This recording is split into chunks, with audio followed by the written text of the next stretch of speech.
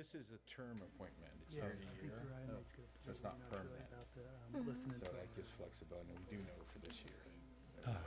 That's good. So we're not committing to multiple years, but it allows us, if we do have the money. I just read that the House of Representatives reserved for themselves the ability to go after individual civil servants and reduce their salary to zero. $1 or something. Really? I better watch it. Yeah, like climate, it was If they- presumably for the climate, and also to do individual depositions.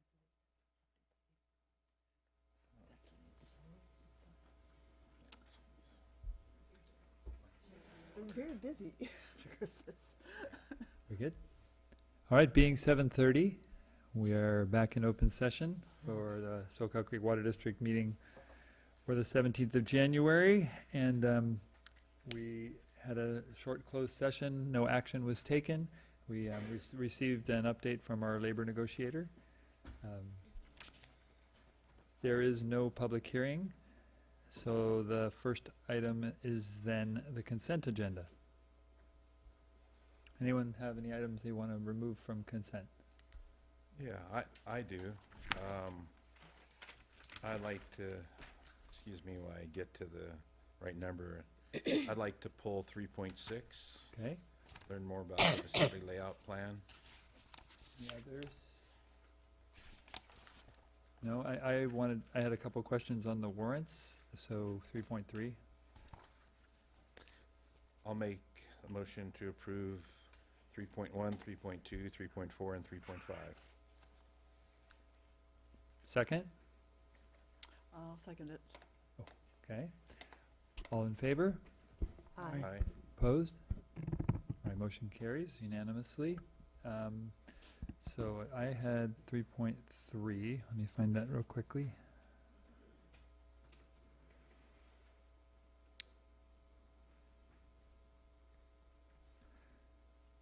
Oop, past it. I think Got it's on carried away. page 21. All right. So, there were a couple things.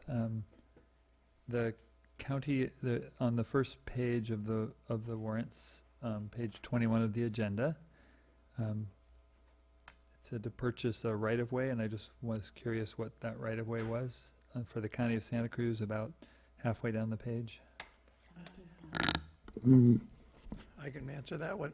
That's the little piece of the county right-of-way that's the triangle on the piece alongside of the district.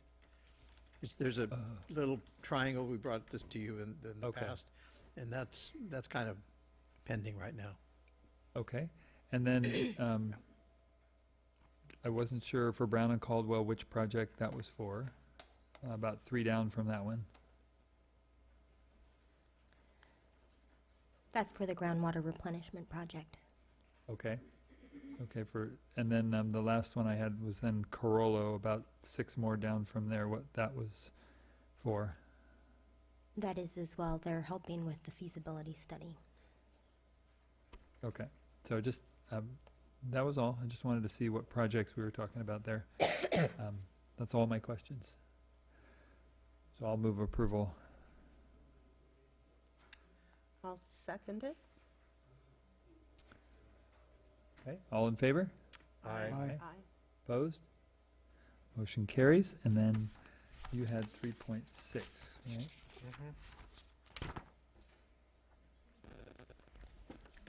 Sure. Yeah. I'm available for questions, but if you'd like, I could take a couple moments just to kind of let the board and others in the audience know what's been going on related to some additional work that we'll be doing at the West Annex site for the Pure Water Soquel project. Let me pull it up right here on this screen.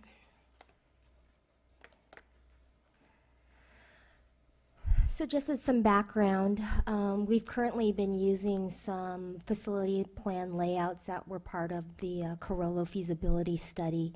These were done more at a gross scale level, looking at footprints of buildings and equipment and some, basic driveways or ingress and egress to the facility site.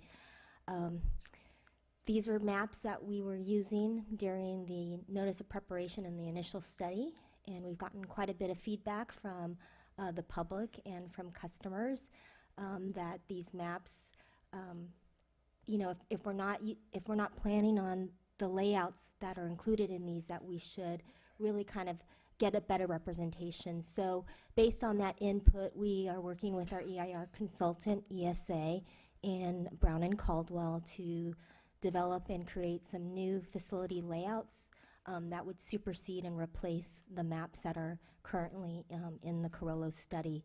Additionally, as you know, in some of the other items that we'll be talking about later, we are working on securing a contract or a firmer agreement with the city of Santa Cruz for acquisition of secondary water. So we would like to focus some of the drawings more on a facility that would include the advanced water purification and not the membrane bioreactor.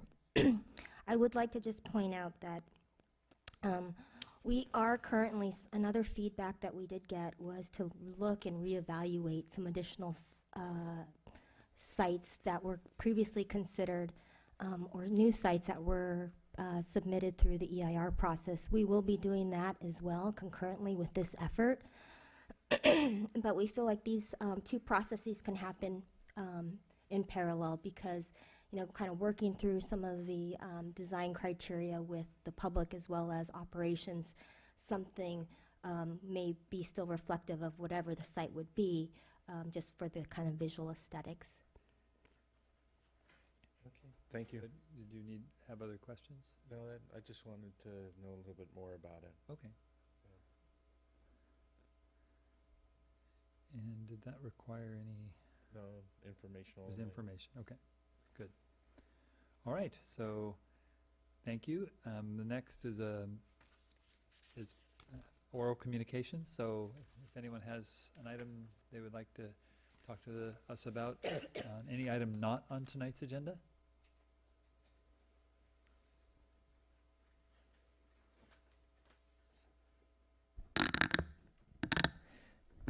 I hate that sound. Good evening. My name is Becky Steinbrunner. I'm a resident of Aptos and a customer of Pure Source Water Company. I just want to bring to the board's attention something that is now before the Central Coast Region Water Board for approval, and that is the Human Right to Water. And it's the 2017 Annual Work Plan. I'm sure you're aware of it.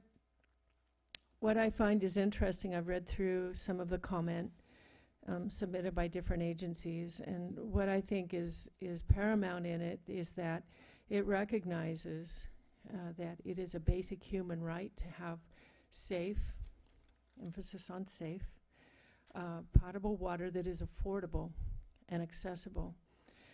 In my outreach, I guess, my activism with the public regarding water issues, I'm hearing more and more from people that sometimes, and people are doing their best to conserve, but sometimes the water bill is prohibitively high, and they have to choose between something else in their life and water. And so as your district moves forward to come up with a solution to the critical groundwater overdraft, I urge you to really take that into consideration. I haven't seen any cost analysis of the Pure Water Soquel project, and I have a lot of concern about the very high level of technology that would be required for that project to be successful. And you know my feelings about the questionable quality of that water.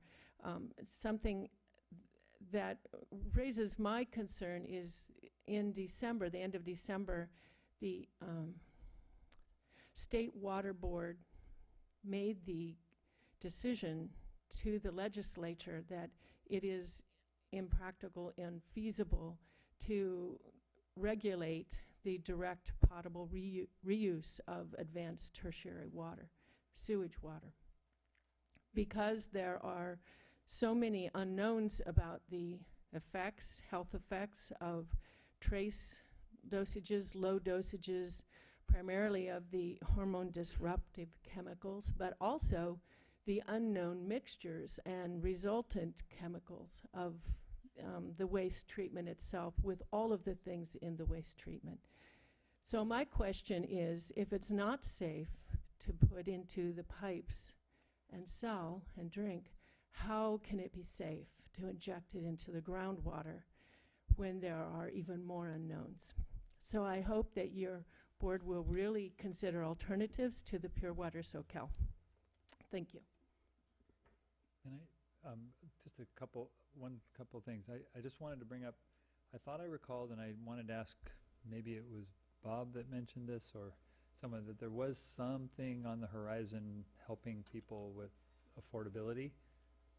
There is. That'll come out in, I think, so the beginning of next year?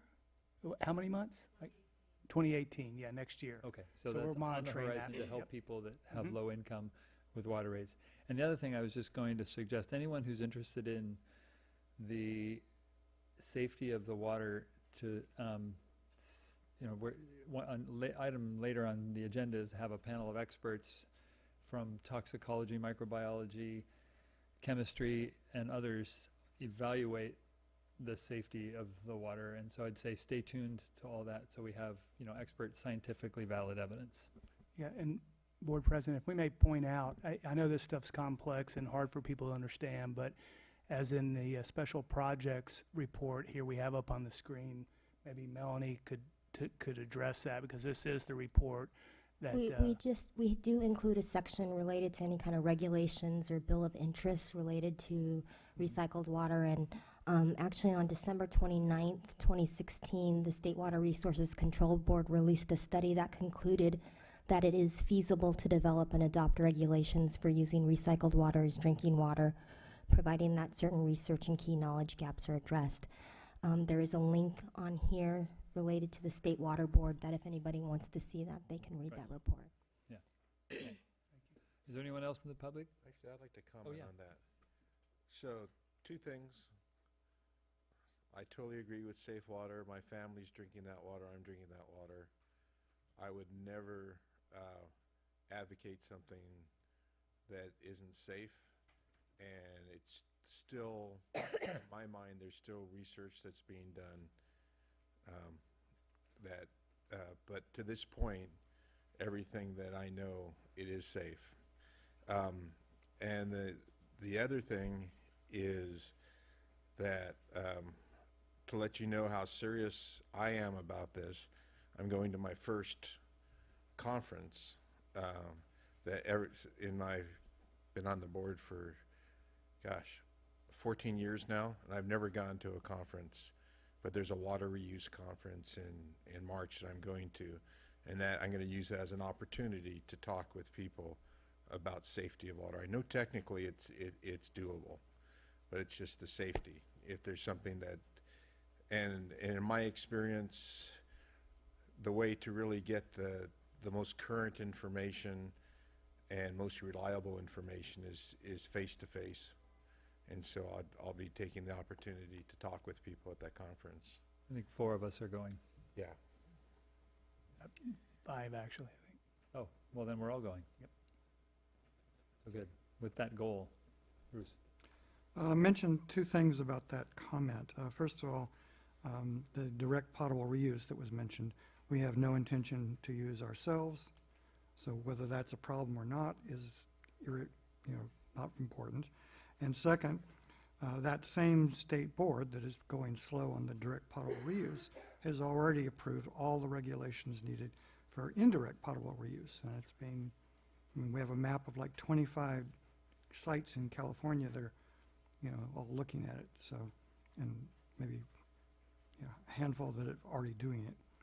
So just wanted to mention that. Yeah. Okay, thank you. And indirect potable reuse is the Groundwater. recharging of the groundwater basin with purified water. Okay. Anyone else wish to speak to the board on an item not on tonight's agenda? Okay, board members. Yeah.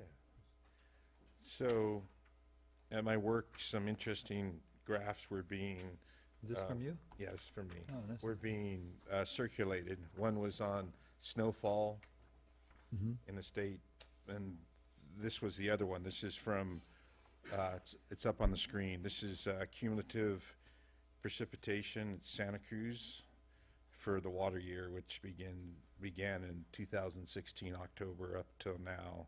Well, it's actually up to the 10th of January, and it shows that it's above the long-term average significantly. It's 182%.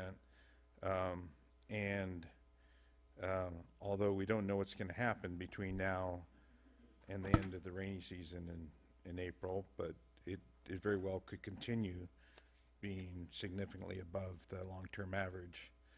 And the second part of my comment is that talking with a district customer, since they knew I was a director, they said, well, the drought's over, right? And I said, yes, but that doesn't solve our problem. And I think that really is going to be a challenge for us to communicate, is that even though the drought is over, because we're on groundwater, that, and there was over pumping for decades, we need to fill up the hole still to have a basin that can be sustainable, and seawater intrusion will not happen. We have to, the water levels have to be raised. And along those lines, I think it would be good, not that staff doesn't have enough to do already, but I think it'd be good to develop a very simple indicator, perhaps a thermometer or a hole or something, on where we have to go and what we predict has been added to the basin based on the recent rainfall, or just to keep it cumulative. And I think it would show that even with the really, intense rains, the amount of recharge that's going into the basin is just a very, very small fraction of a percent of what's needed to recover the aquifer to a healthy state where it can become sustainable. So nothing that's needs to happen today or tomorrow or this week or this month, but it might be possible to come up with something fairly simple that's accurate.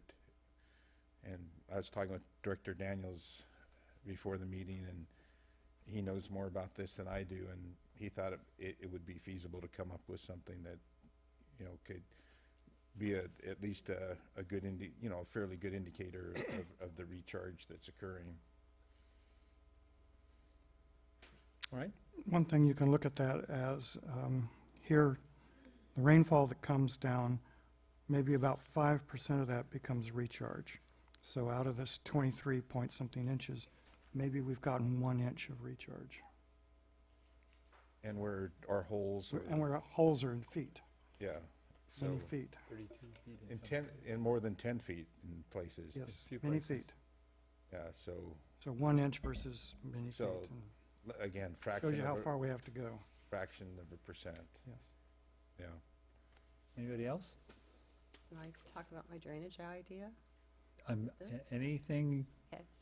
W- It really doesn't matter what we look at. There's going to be pros and cons to any kind of effort to recharge our basin. I mean, we've got an aquitard, so we can't just do surface water recharge, and there's a lot of different ideas out there. And one that I had was that we should be looking at public partnerships, like with the drainage division, I know, of Public Works in the county. I know they're looking, or they already got a grant to take water out of Rio Del Mar Esplanade and pump it out in the ocean when it's flooding. And I see that as water that could be utilized in another way. The ocean doesn't really need all that water. It has plenty. That's why we have seawater rise, right? And the other thing, because I live in Aptos, right next to the golf course, I've seen a huge amount of water just rushing down all the drainages, one of them being in my backyard, into the golf course, and then into the golf course and onto the street and everywhere, and ends up in the ocean. And I actually talked to Gary at the golf course, and they would be happy to cooperate if we had a project where it would help them with their drainage and us with our groundwater issues. I know they don't get water from us, but I don't see how that matters. I mean, it still helps with the seawater intrusion if we have a project. And I'm sure there's other places, because I'm not the most brilliant person in the county, and there may be some other public or public-private locations, but that golf course is huge.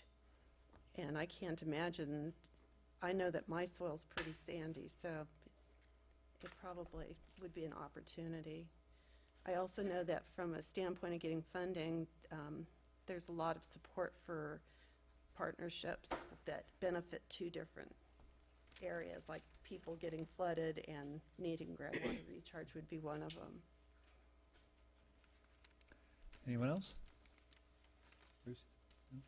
All right, let me just, oh yeah. Actually, Can I we- might have a comment on that, though, that's sort of a qualification, because there are a number of stormwater projects out there, but when I talked to one that I thought was particularly effective, because it was a grant situation where they were, had a stormwater recharge on Brommer Street Park.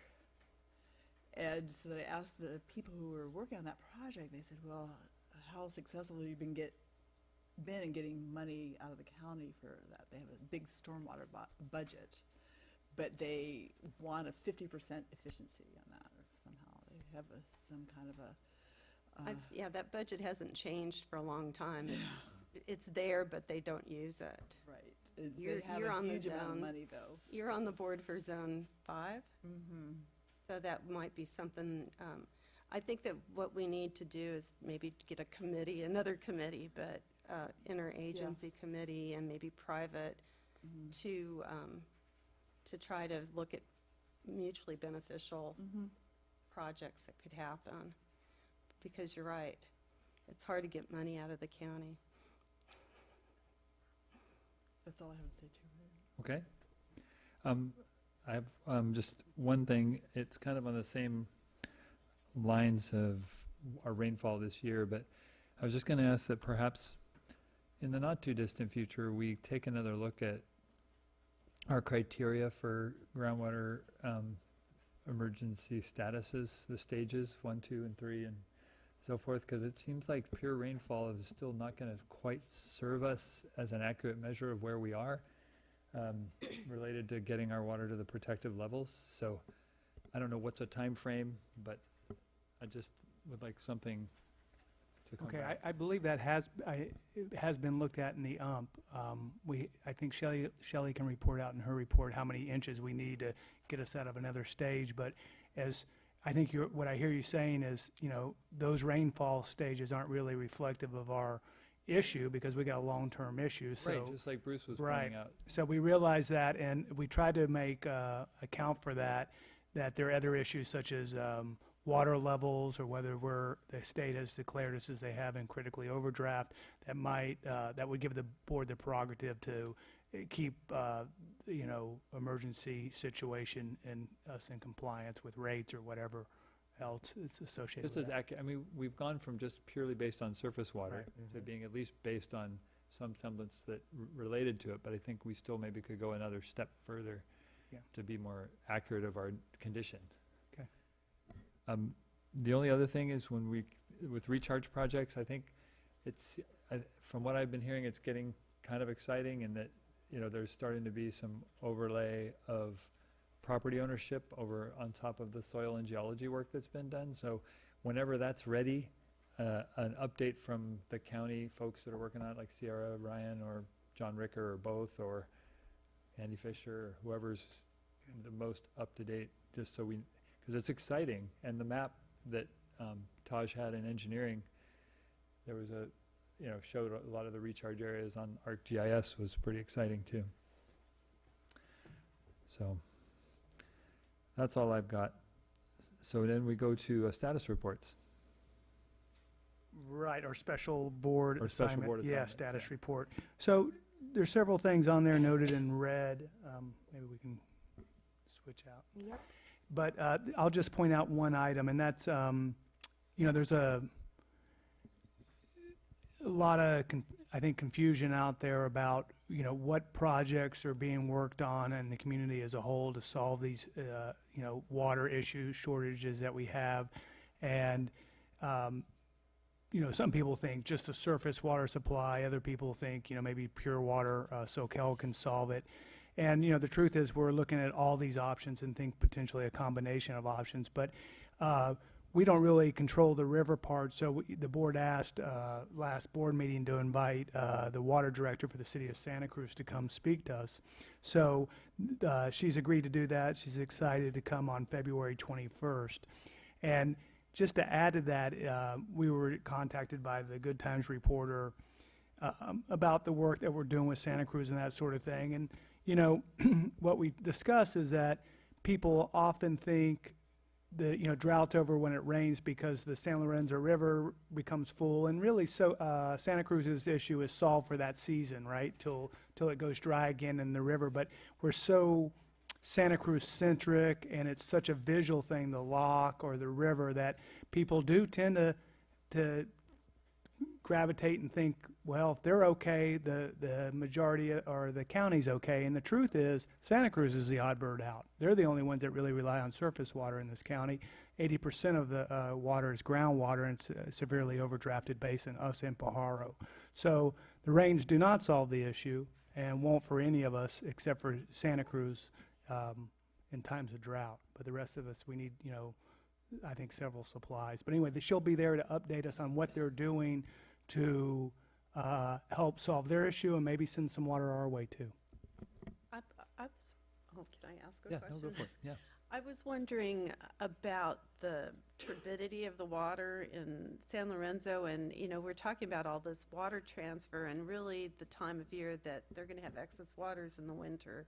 And I was also wondering how the quality of the water affects our ability to get their water, because it's harder for them to make water if it's full of dirt. Yeah, well, Rosemary can probably best address that, but when it does rain a lot, the peak goes up, and that's where a large volume is, but that is when it's too turbid. Also, there's more leaching of the septic tanks. They have a report online that identifies chemicals they've tested after heavy rains and that sort of thing. But I still think there is water available. It's just, those peaks are definitely off limits unless they revamp their system. And then maybe they're looking at that. There's certainly associated costs with that, at least up the level a little bit. Yeah. But it's costly to get out turbid water. And it's not just turbidity. There's other things that hang on to that too. Yeah. Other she'll be here. contaminants that tend to be added to the San Lorenzo River during those stages too. And they cling on to clay materials. Especially during the first rainfall of the year, first flush. Yeah. I think we've got a huge challenge with getting word out, and I know we do things with social media, but I think we can do more, and I think that would be a cost-effective way of really getting the message out on just how different we are than Santa Cruz. Mm-hmm. And probably could get some interns who are very familiar with the platforms for social media, as long as they're supervised, to college interns or whatnot, to just tweet and Instagram and Facebook and get out the message that we are different. And Yeah. because I don't think we're going to get that from the Sentinel. So I was going to ask you later, but since I'm talking about it, when we put out the press release that we actually that we transferred water to Santa Cruz, 1 million gallons per day to help out during that, did that get any? It did any not with the traction? Sentinel. At least they didn't contact us, but the Good Times did It respond. got included into their stories. It got included in their stories, Well, and then good. more into the Aptos 'cause Times, I and think- KION was interested too. Good, because I think that's Yeah, a really good example of how we can work together right. to help each other out. This was an emergency, but it could continue on in non-emergency times. You know, Right. it's basically this sustainable groundwater Yeah. Right. plan we have to work together. Yeah, you're absolutely right. In education, we know that's the most important aspect because this is complex. It's even confusing when it rains. You know, you think the opposite. So we're looking at some methods to help enhance not only social media but the overall outreach and overall, because we went from 2 people last year down to a half-time person. Right. And so we're relooking at that, realizing the importance of the outreach and really communicating properly with the If you haven't already customers. considered it, I think an intern, you know, it is a possible way to do that economically. The first page of that report, down at the bottom, under outreach, number A, water challenge signage, President Daniels requested, et cetera. I would recommend we remove that. It hasn't happened in years, and so just to simplify, let's just take that off. That may coincide with what Bruce Jaffe was Yeah, just that's actually suggesting. what I think Director Jaffe was just talking about. We've been struggling with that. We've developed some models, and we brought them to you a couple times. We can put it on our back burner, but we hadn't forgotten it. Maybe just, we can take it off if you want, but we'd like to keep it on there. Well, so I Okay, would suggest you okay, taking it off. okay. because We'll take it off. Okay. So the calendar? Yes, on the calendar, it's pretty straightforward there. I will note, I notice we have Larry Freeman here. He's on our Supplemental Supply Standing Committee. And at the next one on February 8th, Director Daniels will not be able to attend, so our alternate, Carla Christensen, hopefully can attend on that one, February 8th from 4 to 5. And then again, I'll just reaffirm that we, on there shown coming up is the Water Reuse Conference in San Diego, where kind of the preeminent people in California and the United States come to, really it's a technical conference of, you know, how do you best monitor and all those kind of attributes. And as of today, we had the entire board signed up to go and learn and hopefully bring that knowledge back. So thank you for making that effort come in March. Okay. I had a question about tomorrow night's meeting. Yes. At Pajaro. There's going to be a presentation, but Rosemary Knight's not going to be there. Is that tomorrow night, I think it's the 19th. Is it tomorrow night? Okay, yes. So, yeah, she's had an unfortunate event in her family and is Okay. not able to attend. I did communicate with her about that. But I think you'll still, board members who are interested, and we've noticed it as a special meeting Karen did, so there's no appearance of Brown Act violation. But I forget her PhD student's name off the top of Okay. my head. Meredith Goebel, there you go, soon to be Dr. Goebel, will be presenting that information. And last time she did it, I thought she was very informative, so Okay, that was my question. Yeah. Yeah. Yeah. So she's far along and, Yeah. she knows that she did the work. yeah, I know that, I know Okay. that. Okay. Okay. Good. So next is conservation customer service field.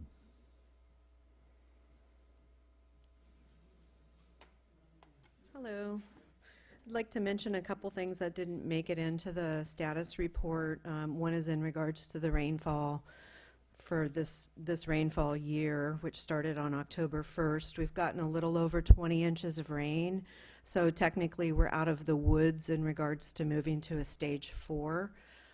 That won't happen, and in order to drop down to a stage 2 in our water shortage contingency plan, we'd need to get another roughly 22 inches of rain. So that's probably also not likely to happen. So Okay. looks like we'll land in a stage 3.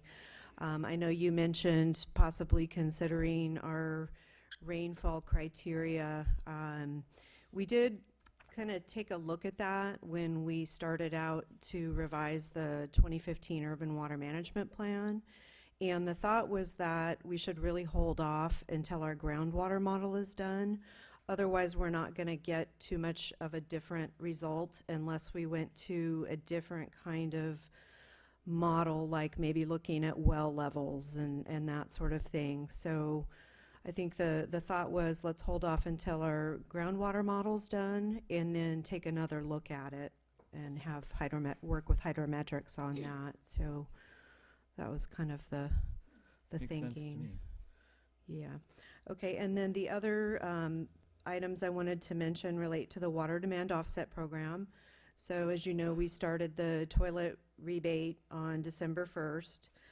Since then, we've gotten 23 toilet rebate applications, and we're one toilet away from moving the first person on the wait list through and approving their project. Once that rebate comes in, they can purchase their credits, and we'll bring their project to you for the one-time board approval. It's a single-family house. So that's pretty exciting. We're going to continue with our marketing and outreach on that and really see if we can make this work. Another thing I wanted to mention was the project number 2 on the wait list, which was the large multifamily development. We heard back from that applicant that they are not moving forward with that project. So that kind of, takes a lot of offset out of the wait list. They're pulling out of the wait list. They're pulling out of the wait list. They're not going to do the project. So they said there was a lot of uncertainty about the water and that they just couldn't move ahead with it, and there probably could have been other issues as well too. So I think now on the wait list we have about 8.8 acre feet of offset needed. There's 11 projects, I believe, and we're meeting with about 3 or 4 other applicants that want to get added to the wait list in the next couple weeks. So things are moving along there. And we'll be bringing back in March kind of a status, another evaluation of how the program's going. Great, thank you. Any questions on? I'm sorry, go ahead. Was there something? Yeah, the chart that you have on page 58 about water demand offset program status, and I think this is largely about the existing conditionals that. Yeah. Correct. We have 1.5 available for sale, and which means a deficit of 12. And I forget what we're doing with those when they come up for their unconditional. We are, you decided that you wanted those to be held to the same program, so the old program, which means that once they get their building permit, they can come back to us and purchase their offset credits, meet their water efficiency requirements, and then we bring their project back for an unconditional will serve approval. In fact, there's a couple of those on the agenda tonight that are in the old offset program and new water service process. And then those fees will go towards our long-term conservation projects. So we're going to keep that out of the toilet rebate program and put those fees towards things like stormwater recharge or sewer recycling machines or whatever we can come up with in the next 6 months or so. Okay, thank you. Any other questions? Just a minor question. So I noticed the list on of when the water demand offsets waiting list, Mm-hmm. that the last one was added at the November 21st, and I just thought that was a bit odd that there was this hiatus. I don't know if you have any comment on that. We've been contacted by quite a few people to get on the wait list, and what we had told people while we were trying to get the program implemented was that we'll take your names in order in which they're received, and once we get our program going, we'll get back in touch with you and set up those meetings to get you on the wait list. So we have, I think, 3 people that we're meeting with in the next few weeks to get on the wait list. There's been a lot of inquiries, but not a lot of serious applicants. Okay. So, yeah. Okay. All right, and I think there's one public comment or question. Okay. Thank you. Thank you for that good report. My name is Becky Steinbrunner, and I have a question about how the district is going to work with county land use and actually city land use planners regarding the state mandate regarding around ADUs, accessory dwelling units. I was at the Santa Cruz County Board of Supervisors meeting last week, and there was a discussion about that. There was a good report about it in the Santa Cruz Sentinel about how the governor is actually mandating that the county cannot refuse any applications for ADUs. And I have heard, I think Mr. Basso has said that your district is exempt from having to grant service to ADU applications coming in through that ordinance. But I'm wondering how your district is talking with the land use people, because they're going to have to be handing out building permits for ADUs. But if you don't have the water for those ADUs, I'm curious how this is all going to pan out, because we don't want people to be angry and sue and all of that. So my comment and my question really is, how do you plan to work with county and city agencies regarding the state mandated ADU ordinance? Okay. Ron's going to try and answer that. Yeah, so special districts are exempt from that law. The governor recognizes that there's a huge housing crisis in California, and certainly we see that apparent in Santa Cruz. That's why we work so hard to with the water demand offset program to make it work. And however, we realize we've got a very serious water issue, and what we've heard from the board is that basically in this situation now, the water situation is trumping the housing as far as canceling the WDO program. So we're applying that program as we do to everybody else with no change. And we've talked with the planning and land use agencies and told them that. That's not to say the law may not change in the future. This was a concession, I believe, the special districts helped arrange through in Aqua. Okay. Good. Engineering. Good evening. Okay. Yesterday, the liner for the SqCWD well, we installed a stainless steel liner to in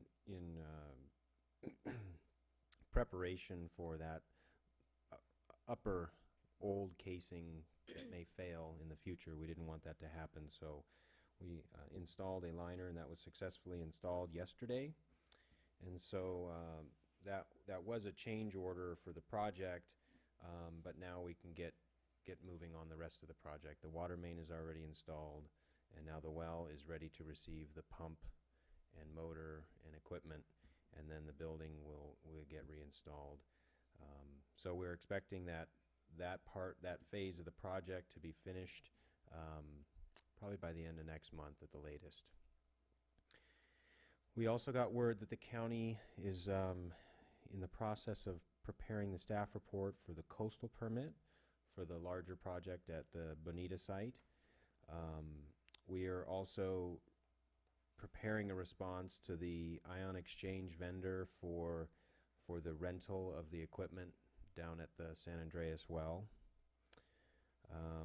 And then also in the last 2 weeks, we received approval from the Division of Drinking Water to pilot test the stannous chloride addition to experiment with reduction, coagulation, and filtration for chromium-6. And we're going to be starting that this week, and next week will be the initiation of that. We expect then within 4 to 6 weeks we'll have word whether that's a viable technology to use at a full scale. We'll keep you abreast of that progress. As stated in the written report, we are finished negotiating with the contractor from the McGregor and Aptos pump stations, so those projects are officially closed out. Those will be wiped off the report going forward. Also, my staff is prioritized the Soquel Drive cast iron main replacement. As you know, there's been several failures in that pipeline between Cabrillo College and State Park Drive, and our goal is to do the design in-house and shoot to start construction in July. Also on the agenda, the consent agenda that you approved was the acceptance of the Granite Way well. As you know, that was finished. There's a minor closeout change order for the sound wall that we added a fourth wall there. So that we're also rolling into the next phase there, which is the actual pumping equipment and minor site improvements. Christine may expand on it, but and I think you guys did as far as the intertie for Santa Cruz. Last week it was activated from Monday to Thursday. And so it's, you know, our staff would commend them for getting that in order and available for Santa Cruz to use. And then also starting the 1st of next month, we will have the online backflow certification testing reporting be submitted via the website. So that'll minimize staff time entering in test results. Any questions? Just a quick question. So on the Soquel Drive cast iron main replacement, so that's slated for July. And how long will that take? Approximately, is it weeks or Months, several months. Several months. Yeah. Anything you can do to decrease or mitigate the effects on traffic? I mean, it's great that it's starting in the summer, but once school ramps up again, I think it's gonna be a nightmare with traffic. So Yeah, the county does give us a very narrow window to work with. So they do restrict us being on the street during the commute hours. okay, I think it was something like 9 to 3 or something. Makes it a little more inefficient. challenging. Yeah. Yeah, it makes it a little bit more inefficient, but it is a requirement of the encroachment permit. But, you know, we'll of course have traffic control. It's a 4-lane stretch, or at least it opens up to a 4-lane stretch there. So we'll do our best to work with what we have. And where's it between what? It's Haas Drive to State Park. Yeah, I can tell you from being in that neighborhood that if you're doing construction at 2 p.m. to 2:30 p.m., which is when Mar Vista Elementary gets off, Yeah. it's going to be a mess. It would be good to be June. Right. Yeah. Start in Hopefully we can June. get that stretch done before they return. Yeah, the entire stretch between Haas and State Park. I don't know if the county would consider letting during non-school period to have longer hours and shorter hours during the school period. But if they would consider it, that would be And starting good. mid-June. Yes, Yeah, starting start yeah, June. starting soon. Yeah, sooner. I know that Puts you out might like not be able to June do that, 6th. but if it's possible, That's on our mind. okay. The service area 3-4, have we gotten agreement to that from the landowners? That's a good question. I didn't expand on that. As you're already holding kickoff meetings, and so I wasn't quite sure whether it's, The kickoff meeting was for the Quail Run tank. well, it does mention it. For the boring, Bore. yes. We are getting consultation for the Right. directional drilling. In general, yes, there are 3 parties Mhm. involved, and 2 of the 3 seem to agree that there's, no hang-up. We're just trying to make sure to address all the issues that are being brought up. Right now, we're setting up meetings with the farmer who's actively farming there, Mhm. trying to understand how to best conduct the project without inconveniencing their operations. So in general, I think we've made a lot of progress. It's a very slow process, but we're trying to dot every I and answer every question that has been asked. It's not really a money issue at this stage. The appraisal's been finished, and the how it'll be distributed is agreed upon. But still a work in progress, sounds like. Still a work in progress, but we have shifted our priorities to the Soquel Drive project. Maybe the sub-area 3 to 4 would be done in the fall if we can make that happen. After the agriculture season. So where is Well, that? October. it never stops there. Where is that? Yeah, They do let us It's I'm new, it's I at the end of Sumner. celery lettuce. It dead ends into the ag land near Camp St. Francis. And there's a couple of areas where they Oh, cross yeah. from one field to the other is where probably the their biggest airport concern. was, or somebody told me there was an airport there one time. No, no. Oh, okay. This is between the end of Sumner and Camino Los Broncos. Los Barrancos. Oh. That one big It's- vacant piece there off of San Andreas Road. It's Lakeside Oh, Organics. okay. Yeah, it's a show. Parallel to the railroad tracks. Mm-hmm. Okay, I know where that is. And that'll provide a redundant pipeline for La Selva Beach and Canyon del Sol, all those houses down there. It'd be nice to have, well, no. I always have a dream, you know. Yeah, those people have been wanting to be on sewer for a long time. But that's a whole nother project. And a whole nother The organization. Dig Once project. I- I had a question Yeah. about the transfer to Santa Cruz, to the city. Where does the water go when it goes to them, Into the abyss. into the abyss? Does it go to their treatment plant or to one of their No, pipes? or- it goes into their distribution system, and consumers and customers consume it. I don't think it fills their Bay Street reservoir. I don't think it can make it that far before 1,000 gallons a minute is consumed. Okay, But it crosses the freeway and it goes into Live Oak and just gets consumed by usage. okay. Couple questions. What was the timeline on Quail Run? I saw a kickoff meeting, but what's the kind of long-term? Okay, good question. It's not in this year's budget. So And next so we're going to initiate our budget meetings and see if we can squeeze that in for springtime of 2018, Okay. perhaps. Okay, and then I had a question on that map I was mentioning before, that ArcGIS recharge map. I liked it, and I just wondered, what was the source of that particular map? I think Andy Fisher put Okay. that together. Okay. And then I just happened to notice, as far as recharge sites, I've mentioned before that there's already a collection basin along Freedom Boulevard by the entrance to Aptos High School for stormwater, and I noticed that that's in a big red area that looks like it's potential recharge. So just Yeah, it is. another one to think about, because it's Most- already dug out. Right, most of the waterways are, and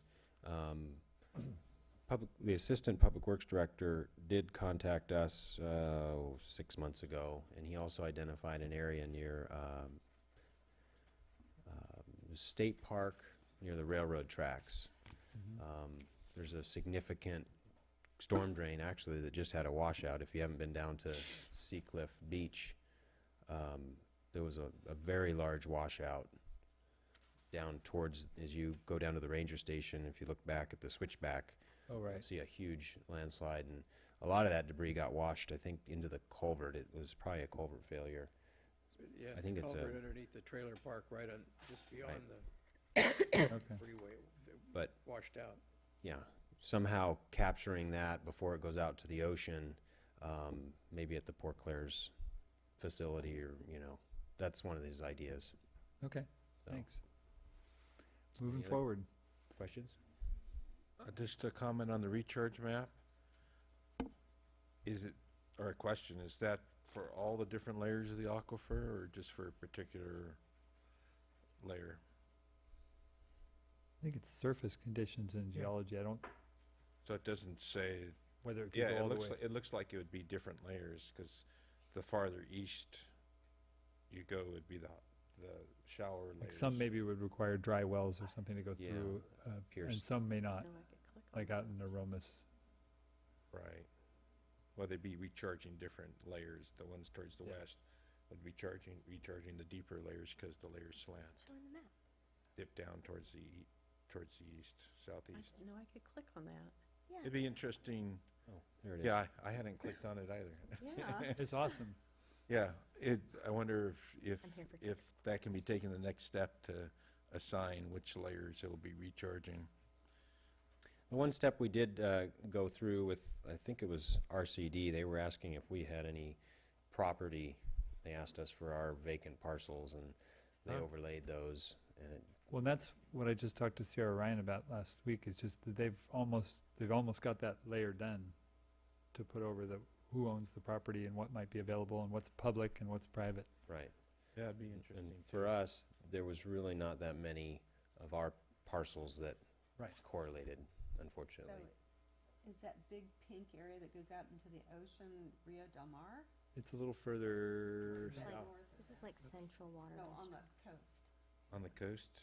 It's south of the golf course. I just checked. Yeah. I was just trying to, yeah, it's hard to see. Oh, That's actually the area that we were talking about between sub-area 3 and 4. That's the ag land. That's Los Barrancos Yeah. and La Selva. I think that's the That must be the ag. The field that you're talking about is right just Sherato Yeah, it's property. the Just to the north of Those Xanthus property, yeah. Cheritu's a daughter, yeah. All right. Thank you. So let's see. Shall we go to? Oh wait, we have a question. Thank you, Becky Steinbruner. I have a question about the progress of the Granite Way well development and when people can expect to see some action in terms of connecting that well to the service lines and also construction, any construction further in the site there.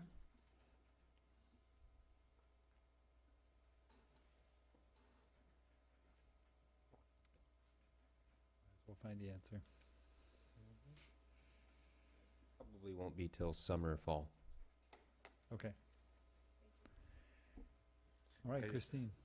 Since we had the beautiful map up, that is one of the requirements for the sustainable groundwater plan is to have a recharge map. Yeah.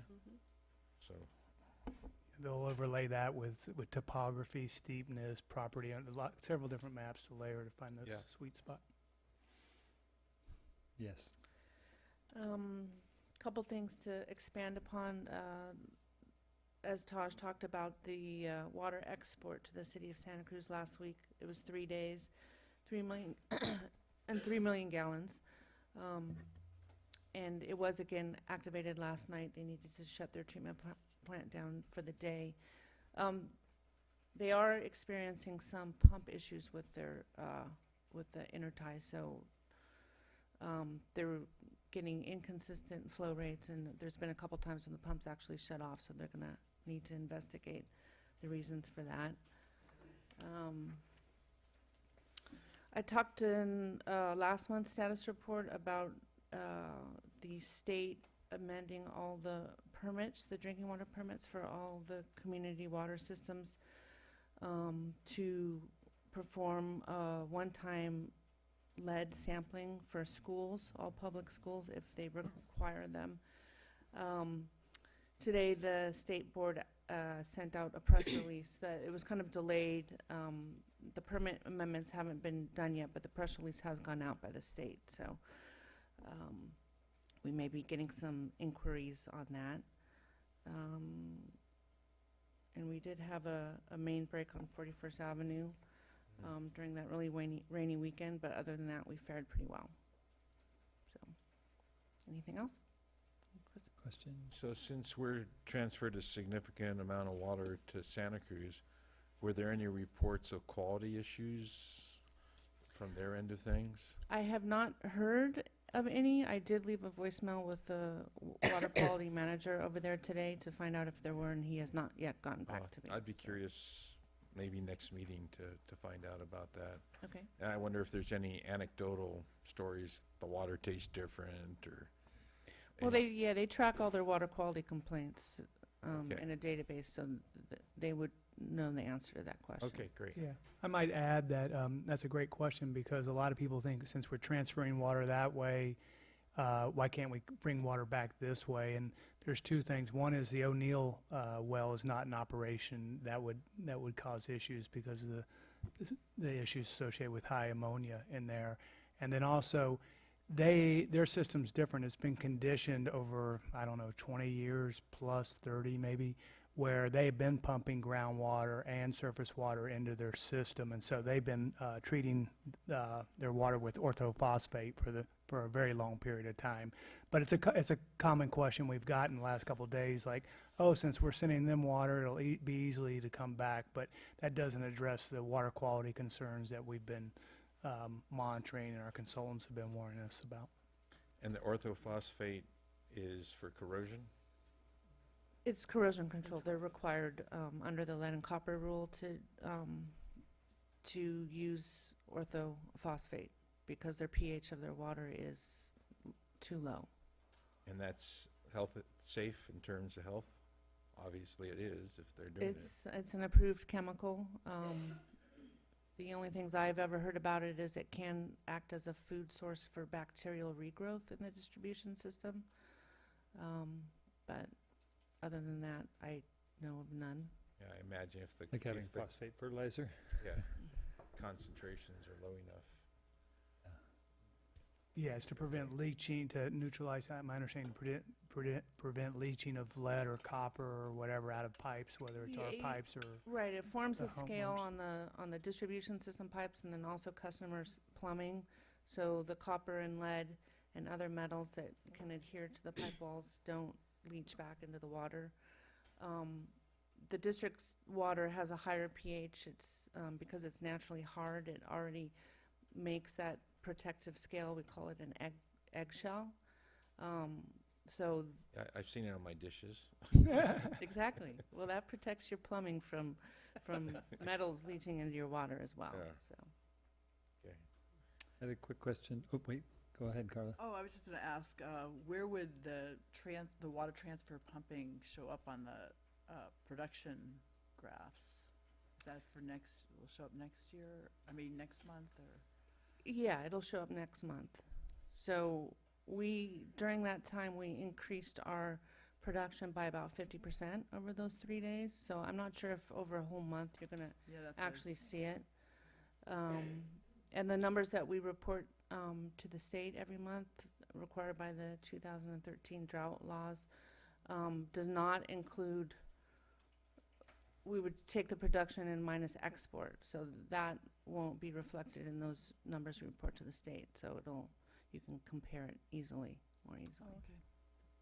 My question was just, you had mentioned the lighting assessment for headquarters and just, they said they had done an assessment, and will we see what the results of that are at some point? Sure, we can bring that in. Okay. That was done as part of the green business, right. and we passed the lighting assessment with respect to the green business, but obviously there's They probably have lot of- recommendations.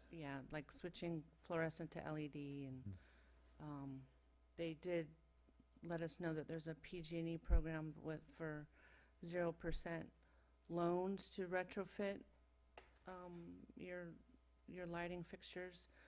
Okay. So we can look into that too as Okay. well when we get the Thanks. results. But, okay. I think there's one public question. Thank you, Becky Steinbrunner. I do have a question about, did I hear you right saying the O'Neill well is offline? Is that what I heard? Because of the ammonia problems, or did I misunderstand? Yes. I misunderstood? No. The O'Neill well is offline? Yes. Okay, thank you. So I remember hearing at your last meeting that there was a problem with ammonia coming in, and I see that there's something on the consent agenda to fund ammonia evaluation at that well. Can you give any information about that study and how that will be done and how long that will be taken? Maybe we could provide you with the report from last meeting when that was discussed. Yeah. Okay. That was discussed at our last meeting, and we can get you the minutes from that. Oh, I can find that. Okay. I just see that it's on the consent agenda to move money. At last meeting, it was brought up, and I remember you were very concerned about it, but Yeah. but this is news that the well's actually been taken offline. So I'm just curious about that. And any information you can give about the status of that? Why were the levels so high that you were worried about? It's in our last status report that Right. Christine So gave us a we'll nice move on graph in now. there. Okay. Okay, thank you. I understand it is on the consent. I didn't get a copy of the full packet, so I'll try to Okay. find that. Thank you. All right. Finance. I'm not sure. Good evening. Water sales continue to trend upward. We're doing about 7% over budget fiscal year to date on our water sales. District investments continue to trend higher as well. There's two benchmarks that we use to gauge our investment performance against, and it's the federal funds rate and the 6-month treasury bill rate. And we've seen an uptick in both of those over the last couple of months. We've also seen LAIF interest rates improve slightly. They're at about 0.75% right now. And we've been able to stay above the federal funds rate and the 6-month treasury rate by taking some of our money and rolling it into those laddered CDs. So we're continuing to perform well on our investments. And I'm happy to answer any questions. Anybody have questions? None seen? Thank you. You're welcome. Tracy? Good evening. As the board knows, we have concluded our SEIU labor negotiations, and there will be a further report later on in the agenda tonight in regards to the outcome of those labor negotiations. Also reporting to the board, we are currently in recruitment, filling the customer service field supervisor position. That recruitment, we have gone through one round of interviews and are moving on to the finalist interview stage. We also were able to bring back a temporary employee. The board approved to fill temporarily a customer service field work based on the retirement of one of our customer service field crew, Tara Curran, who's worked for the district in the past, was able to come back and assist the district pretty seamlessly, and we were happy to have her come on board. So she'll be helping us out over the course of the next month or so. And just some HR activities noted. Questions? Questions? All right. Thank you, Tracy. Special projects? Sure, I just have a couple of things to note. In terms of our grant applications that we've put in, we did put one in at the beginning of the year for the Water Smart Bureau for the Title 16 feasibility study, so that was mailed and received over in Denver, so now it's the waiting game with that. In terms of the Prop 1 pre-application that we submitted way back in July, and we've been waiting patiently, we did get word that we should be receiving a letter to apply for the a full application. So that was good news that we got on Friday. Great. Again, that's to help fund some of the studies and evaluation work that's underway. In terms of the environmental review, we did close this public scoping comment period on January 5th. We did receive 175 comments that included written, oral, and by email. We did have quite a few come in from the same people, and we are preparing a comment report. There were quite a few people who've asked that their name not be released, so our consultant right now is redacting that personal information, and we'll get that scoping report to the board. I won't go on to the guiding principles too much, since that's going to be an item later on today's agenda, as well as the NWRI panel. I would note that last week the Santa Cruz Public Works Department held a walkthrough with consultants who are designing the upgrades to the tertiary facility there at the wastewater treatment plant. As an optional item, we do have on there an option to do a pilot plant. So depending on where we are with the grant money, if that is something that we can help fund, we will be adding that onto that scope. Brown and Caldwell is preparing a white paper for us related to groundwater replenishment using indirect potable reuse and the difference between direct recharge and spreading basins. Staff is doing internal review on that, and we'll be bringing that to the board at the next meeting. In terms of community outreach, I just wanted to note that we did send out a press release and have been tracking, Director Jaffe had asked if we're tracking who's picked that up, and we've gotten quite a few that we've included in the attachments to show that they've included some parts or pieces related to that press release. We also are doing a lot more on Facebook. This is the first time that we are actually starting to promote and boost ads for the WDO toilet rebate. We also are going to be doing some presentations this week. Tomorrow night on January 18th, we will be meeting with residents on Gary Drive. A couple of the residents are here tonight. And then on the next night, Thursday, we'll be back in here to present to the Capitola Planning Commission. In terms of the Mid-County Groundwater Agency outreach, we also oversee that. Just wanted to let others know, the board as well as those in the public, that while the meeting this month has been canceled, we still are going to be holding drop-in hours. So we'll have our 4th drop-in hour at Simpkins Swim Center on Thursday night from 6 to 8. And they're actually getting some attendance and some good questions. So if you're interested in going to that or letting anybody know, it's a really great way for people to meet the public representatives that are on the MGA. And that's all I have. Anybody else? One quick thing just under event. Yes, yeah, absolutely. Just under events and presentations, we're also planning to have a meeting, Director Christensen and myself and either Ron or Melanie on with Save Our Shores and some other related people on February 6th. Yes, public, come on up. So I wasn't really planning to speak tonight, but I just want to introduce myself and Melanie and Ann, myself. We all live right next to where this Pure Water Soquel project is being proposed.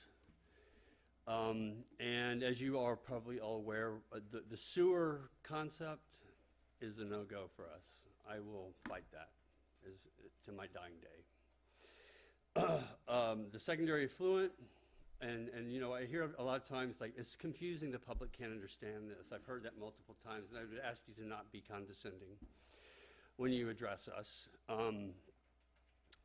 My husband and my mother-in-law and myself pulled our resources to buy the house. It's right next to, the other side of my fence is your current property, which was built, by the way, after Ann bought their house. They've lived there since before your facility was built. We're not wealthy. Three people pulled our resources to buy a house. And the first time, Melanie, she's done an awesome job, as has Taj, is staying in contact with us. The first time they brought me to the facility and told me about it, and they never mentioned the sewer option. It was always the secondary effluent option. And I was even telling people on my street when they were saying, oh, they're going to build a sewer plant. I'm like, no, they're not going to do that. This water's coming from Santa Cruz. And I've told Taj and Melanie from the beginning, I will be there for you. If this is something that is small, attractive, doesn't put out blaring lights, doesn't smell. And by the way, I've heard, well, this sewer plants don't smell anymore. Well, I can tell you, I took Ann's dog and my dog this morning for a walk. Ann can't walk her dog right now because her leg's messed up. And we walked by Nob Hill, and it was pretty awful. And so when you're talking about bringing water from there and putting it in my backyard, yes, I will fight that to my dying day. The secondary, the secondary effluent, I think is kind of cool. But you guys have, it seems like the PR for this has been horrific. The first meeting that was held at the church, people thought they were going to be able to ask questions. We were herded out of there. You can talk to somebody, a court reporter over here. It was just a disaster. So I would say as you go forward, things have not been presented truthfully to me. At one point, the first little piece of that property that you bought, I was told, oh, we may put a parking lot there. No, you knew you were heading in this direction. So be honest with us.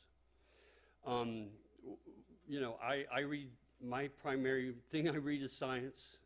I research everything. I'm alive today because I research things. And I won't go into why that is true. I'm alive today because me and a bunch of people fought really hard early, well, I'll just tell you, early in the HIV world. And that changed the way the medical research is done today. And so I guess what I'm saying is I will fight if it's going to decrease our meager resources, and if it's going to affect our daily life. We bought this house to live to our dying days, the three of us, and it becomes less appealing when the idea that there's going to be a sewer treatment plant. I mean, I already think we've probably taken tens of thousands of dollars out of my pocket just by the fact that this may be built. If we decided we don't want to be here anymore, we want to sell our house, I'm not going to make what I would have 3 months ago. So be aware of that. Don't be condescending. Be honest with us. And don't do the sewer. Please do not do the sewage treatment plant. Thank you. Thank you for hearing me out.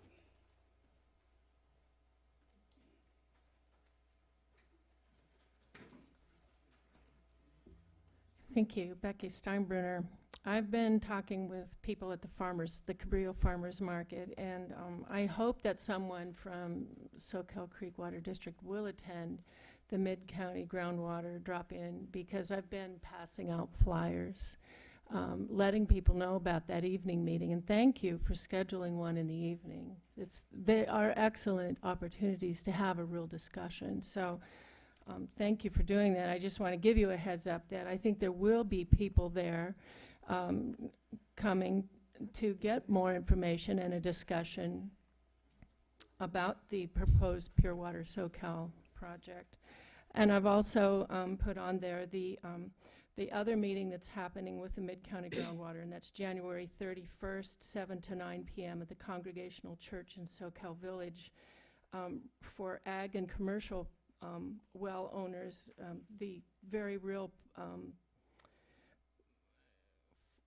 future possibility that they will be forced to meter and pay a tax on their pumping. So people need to know about that as well.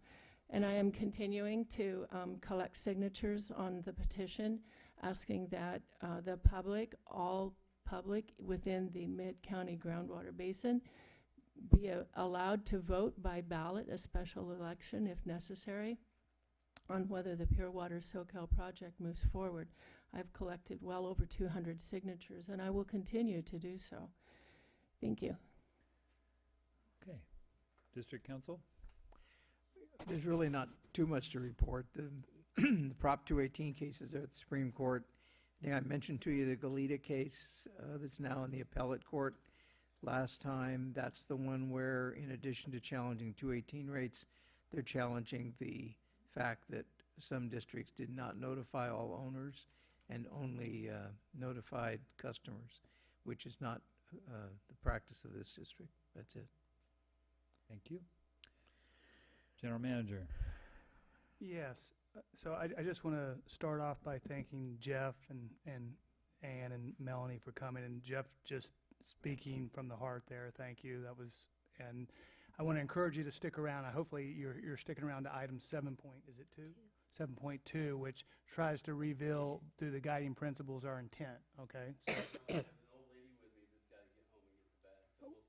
okay. Okay. Yeah. It goes in the direction that you were asking Young for. So lady. thank you. Young lady. So the only item that I'll point out on mine, seems like the general manager's report, is an article on Wichita Falls, Texas, not Kansas. And they're about to complete a water reuse project on schedule in 2017. And it'll produce about 10 million gallons a day, and they put water directly into the reservoir. They're not going to go to their aquifer, but the reservoir. So that's about 7 times more than what Pure Water Soquel is looking at. There's a link there in the report if anybody wants to read up more on that. Other than that, I'm glad to answer any questions. Bruce? This might have been more appropriate at the last item that it concerns the general manager. Mm-hmm. Did you want any directors to attend that meeting tomorrow if they can? Yeah, you know, with that's a great Gary? question. We know you guys attend a fair amount of stuff. You're going to the water reuse, which is a couple days. I think you're open. We would embrace any directors, as long as it's not more than two, without a scheduled meeting, attending any meetings they want. We reach out usually to the board and board president, vice president quite a lot, but other members attend. So any meetings that you have time, we know you're meeting on the MGA, you know, and a subcommittee, and so and everybody has their standing committee. So we try to be respectful of really trying to pick the ones that we need you the most at, but we're always open and embracing more board input. So anything you see on there or want to be let known what we're doing, we're certainly glad to do that and welcome the input and the help. Yeah, I was just wondering whether or not the meeting tomorrow with the neighbors on Gary would be one that, I think we'll be okay. We've met, I think, in one home already. It was around the kitchen table. This one is at the district, but it's always great. Maybe they can speak to that desire. It never hurts to have a board member if you have time. yeah. Tom just pointed out that the Rosemary Night thing is, Yeah, the Rosemary Night Same thing's tomorrow time. night, so there's another example of a collision. So yeah, with okay. I wasn't gonna go to that though, because I think I've been to. You went to the first one? Yeah, You might go to the, I could go to this one tomorrow. I see head shaking, thumbs up over here. Is that right? That'd be great, Okay. Carla. It's always Yeah, it'd nice be to have great that if you high could. level. yeah. Thanks, Yeah. Carla. Waiting for the So paper. did you give her the time is from? Yeah, when 30. is it though? It's at the 6:30. it's at the district. Just come to the front office at 6:30. 6:30. Okay. And if we fill the room up too much, we've got an alternative plan to march around back. Okay, item 7.1. So as Shelley alluded to earlier in the meeting, these are three, well, at least two of them have already been through the conditional will serve process, and they acquired a building permit. So we're proposing that the first two be sort of put through the old process, not necessarily good on the wait list. They're a little unique in that the first two, I'm going to describe the third one separately. The first two will serve letters are for kind of existing units that are already in place, essentially being served illegally. And so both of these are going through the process of through the county's process of going through the permit process. However, they did go through and get a conditional will serve letter, earlier in the process. They're both smaller units. The first one is an ADU right next to the district on Capitola Avenue, and then the second one is a third unit to an existing duplex, so it would create a triplex, a very small third unit. That, again, this is one that we've looked at in the past where because of the way the boundaries are drawn for the district, it's not technically within our service area. However, when discussing this specific will serve letter for the existing unit that's attached to an existing building that we currently serve, LAFCO does not require that it be annexed in. There is a future proposal for a lot split and a creation of a single-family home that would trigger a LAFCO annexation. So LAFCO is actually supporting just, serving the existing use without an annexation at this stage. Any questions on those two? And maybe we should consider those separately. I don't know. Well, it's not consent, so we can do the motion Right. separately That's if what you I want. was just gonna, anybody, Sure. just since they are different. So Yeah, you go ahead. I'll make the motions that for 7.11 and 7.12 that we authorize an unconditional will serve. I'll second it. All in favor? Aye. Aye. Aye. Opposed? Okay. And now, Okay. 7.13. 7.1.3, we do have the applicant, Mr. Graves, in the audience. So if there are any specific questions, or if I don't do a good job summarizing this situation, please, we'll bring him up here and he can answer the questions for you. This third lot, this third will-serve letter is a vacant lot that is in the Potbelly Beach Association area. Some of the directors are not familiar with that situation, that there were about 19 homes down on the ocean, and there are about 6 homes up on the bluff. Back in 2006-07, the Potbelly Beach Association got together with the 19 homes on the beach, and they built a water main extension and severed their connection from the wells. So this entire neighborhood was being served by a coastal well.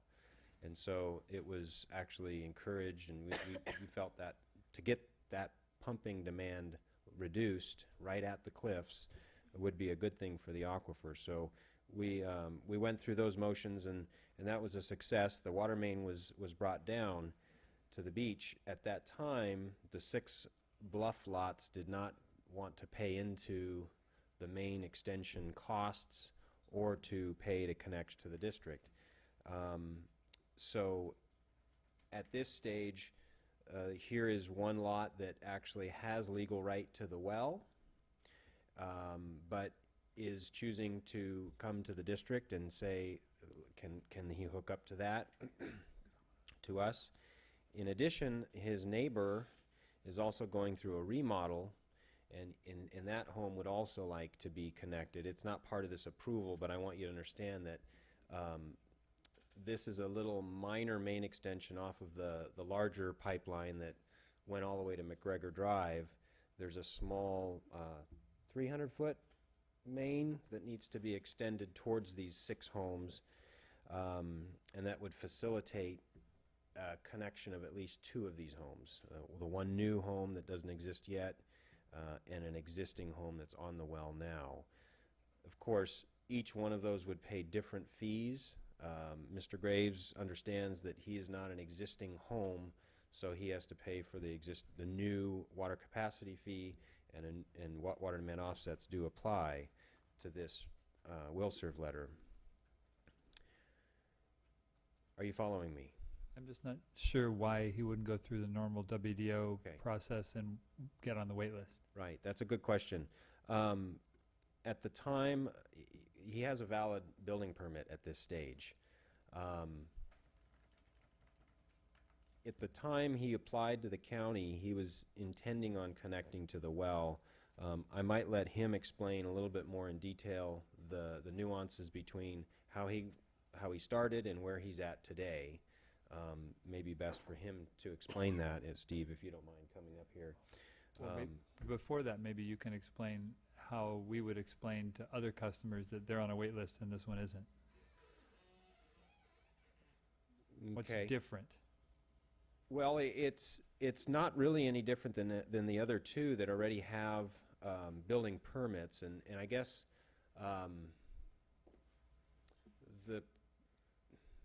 he received a bill. Go ahead. He received a building permit prior to, I forget, the first one was in June when you got your building permit, which predates, I think, the water demand offset. Yes. So it's sort of the date of the building permit that we're using to decide which projects get put into the old process and the new process. But we didn't know about him because he was originally going to go with a well? Correct. Okay. And then the main that needs to be built from the existing main to the house, is that going to be paid for by the applicant or by the district? Oh, by the applicant. By the applicant. Yeah. And we've also been talking with the Potbelly Beach Association, and you know, they support this concept of connecting, because then they can get a little bit more reimbursement from the 2 new connections. You know, they have to buy into the old main that they built 6 years ago, 10 years ago. Well, so our choices are the lesser of 2 evils. One evil is to let them pump from the existing coastal well and encourage seawater intrusion.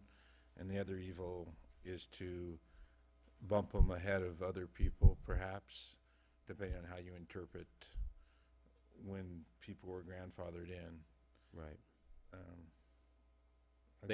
He would still, you know, certainly pay the fees, but it would not be the toilet retrofit section like the other two. The other two are not also as well. The other two are just paying into the fee. Right. But they had conditional will serves Yes, and were considered as part of the ones we voted on to go through the old process. correct. This was not. I don't believe this was at the workshop. We didn't know about this project at that time. And another difference is that they're already using water, the other two, correct? And so it's by making them legal, there's an offset occurring, unless I'm wrong. No, tell me if I'm wrong, I think you're correct in saying that. that wouldn't have occurred. So if nothing happened, they would still be using the water, and we'd have more demand without an offset. I think that's correct. So they are a little different in that sense too. Yeah, I'm going to step away so that Steve can you know, explain his situation here. I think he's probably best the one to do that.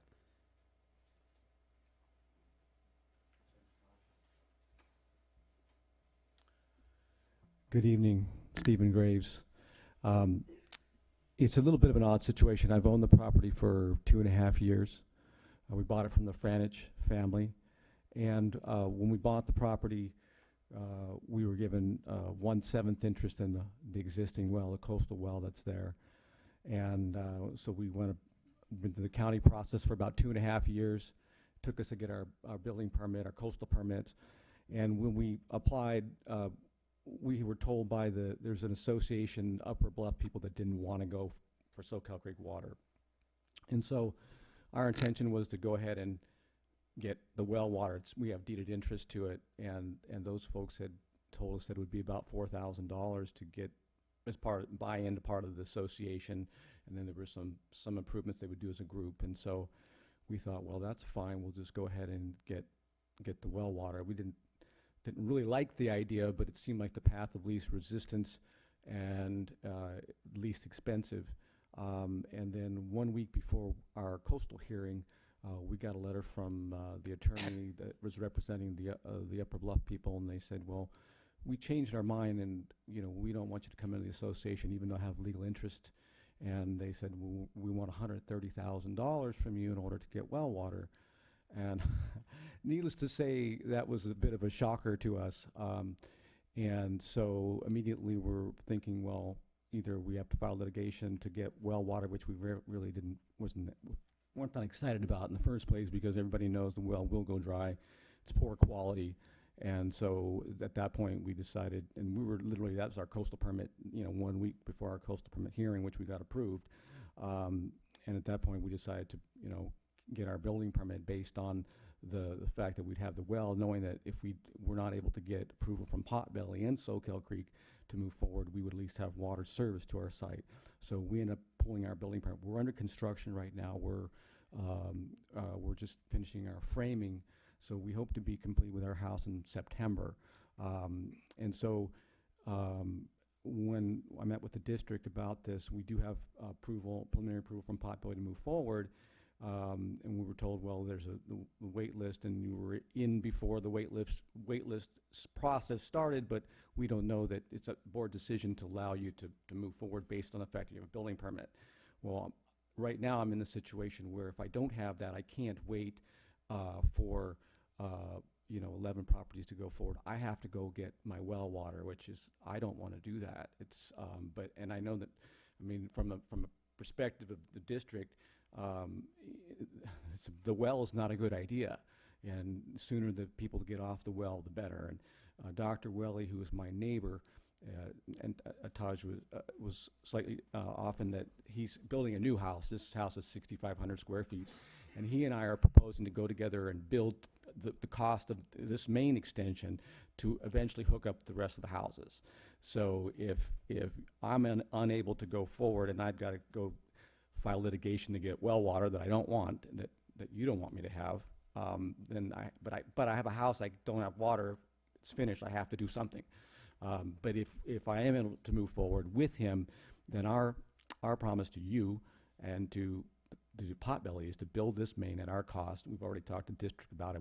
Obviously, this is a whole other project we're going to bring before you, but the goal is to facilitate the sooner that we can get the remaining properties off the well, the better. Welly and I had nothing.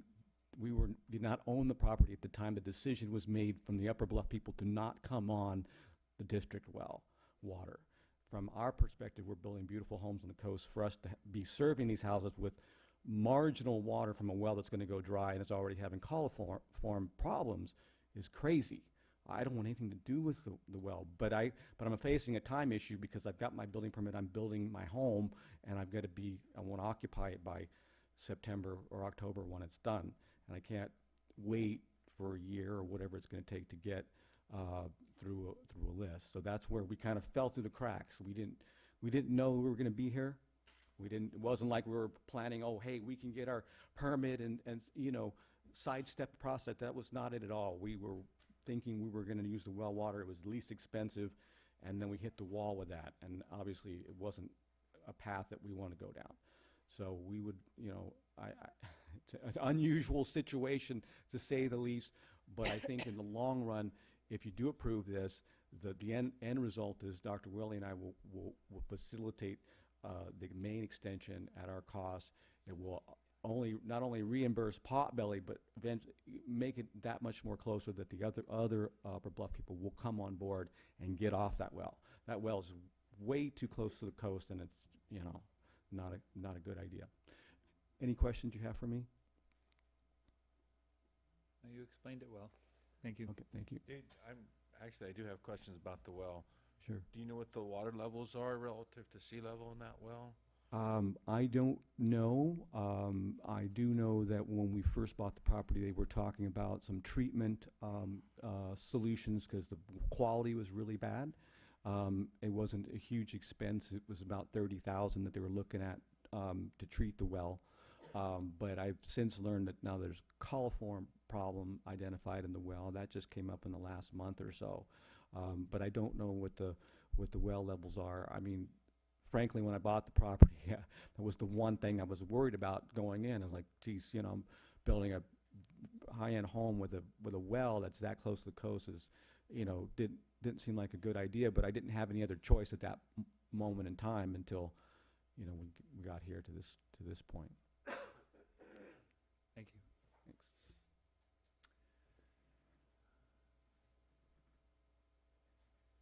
Comments? Thoughts? Well, Motions? There's one way you could treat this, because there is the issue of should it be the old WDO program or the brand new WDO program. I'm thinking the same way you are. But we just had position number 2 in the new WDO program vacated by the large project. So we could fit him into slot 2. He wouldn't get it immediately because it sounds like as soon as we get one more toilet, number 1 is gone. So he would be at the top of the list. Because he had his building permit early, that would be the justification Yes, for yes. getting And it in also that means spot. no one's position has changed. The person who's number 3 stays number 3. The person who's number 4 stays number 4. Because number 2 is empty.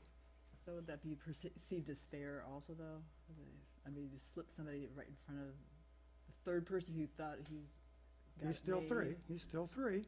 Yeah, But he might be thinking he's second. Yeah, exactly. You might be thinking he's first. Well, that maybe I'm not thinking the way you are. The one, the I'm second not drops sure. out, the third One- is number 1, finally. I'm sorry to interrupt. Oh, sorry. But I don't think, and Shelley might know better than I do, I don't think anybody on the list has a building permit. No. Not at this stage. They don't have, Okay. they don't have a will serves. They don't have a, So then Right. that would, okay, okay. okay. So it might that's- not, maybe it's not a bad solution. But It's not a bad solution. then. But didn't that building permit come after we made the decision about the WDO program? I think Steve said he got his building permit in June or July.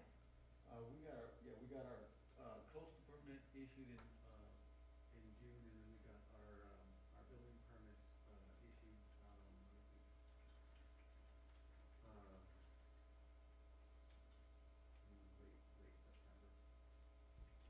That's Because before. the reason they were on the list was because there was a cutoff, right?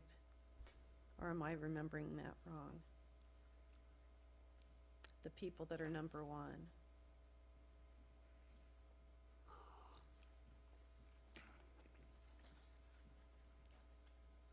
So the changes that you adopted to the water demand offset program really happened in December, is when you adopted the changeover.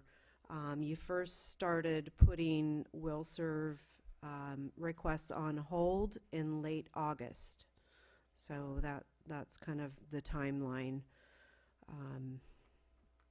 So did I answer your question about the list?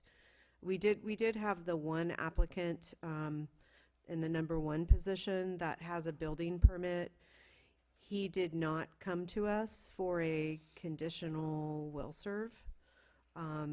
He waited until he was getting close to pulling a building permit, and the city again said, you need to go talk to the water district about getting a will serve letter. We're not going to grant you your building permit until that's done. So that was kind of a twist of one also. So, And it's the current procedure, the newer program, the order of getting building permit is after they've already satisfied the requirements of.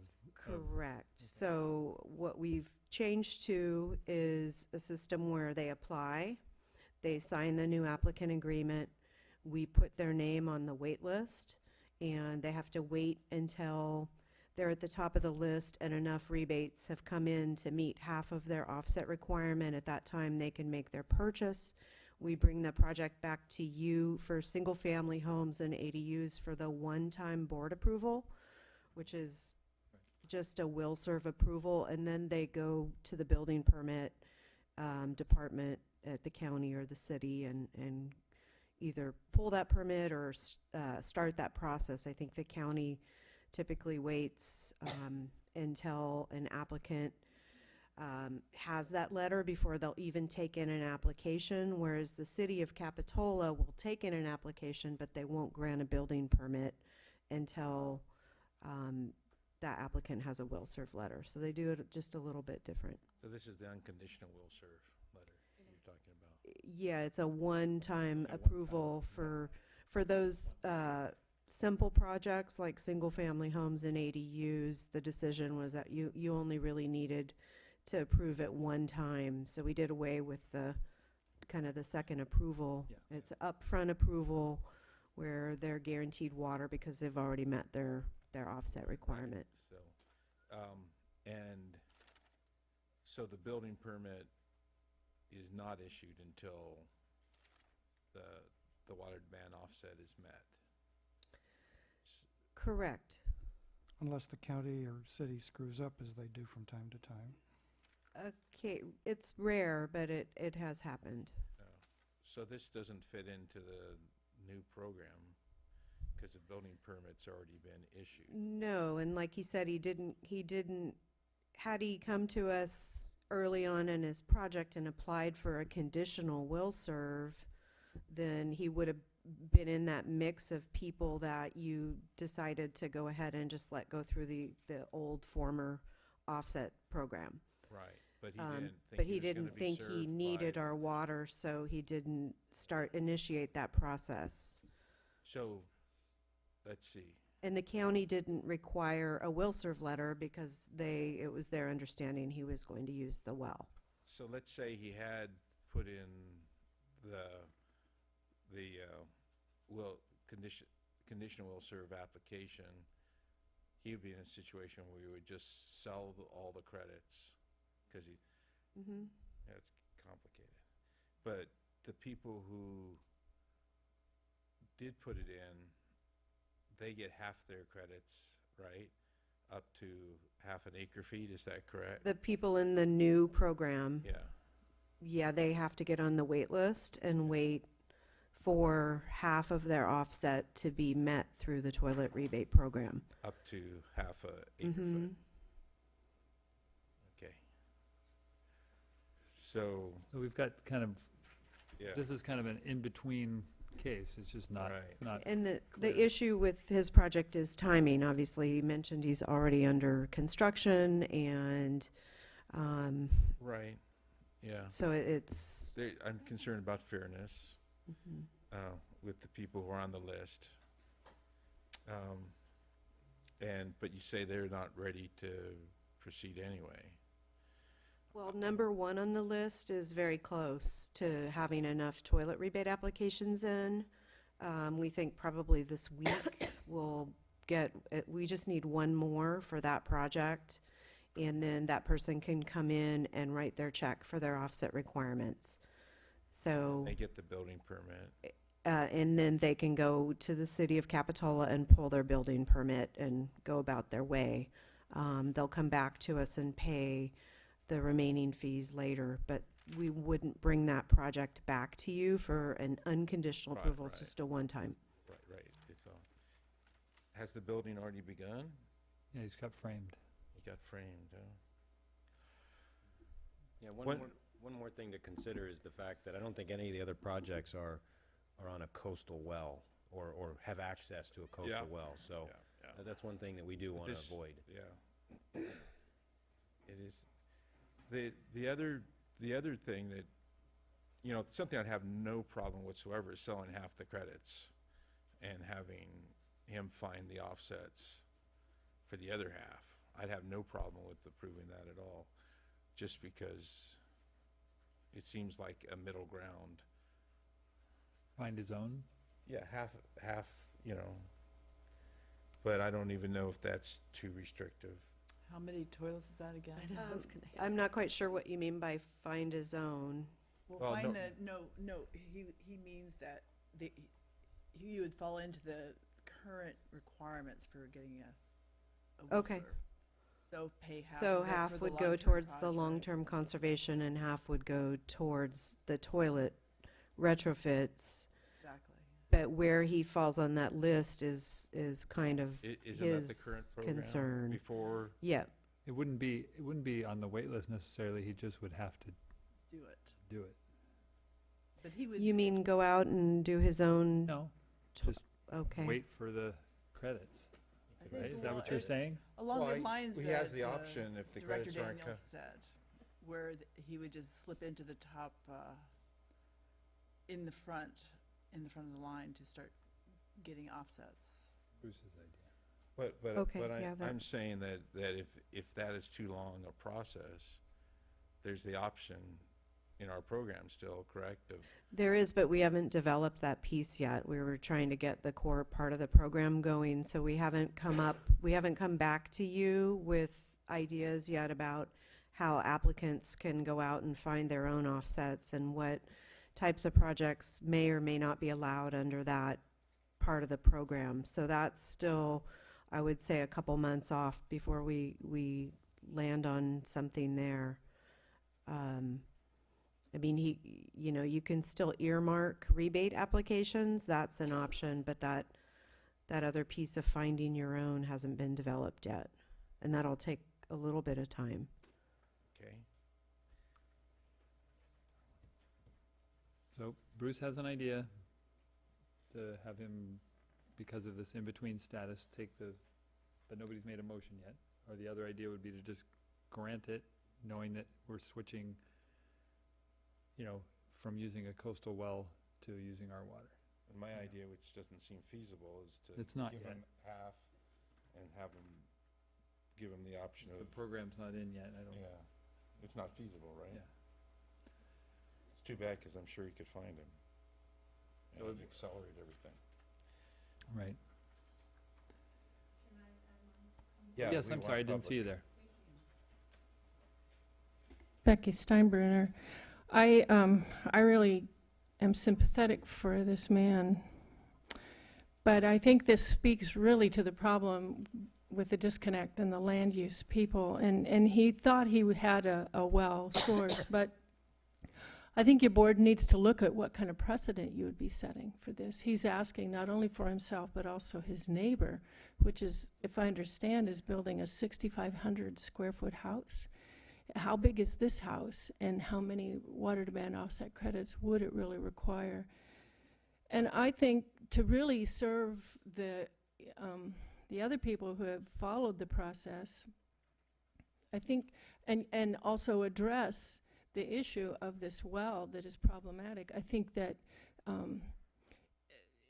your board needs to make a recommendation to LAFCO, if you can do that, or maybe their community needs to begin engaging with LAFCO and annex the whole area to get them off that well. You're shaking your head, It's but already part of the area.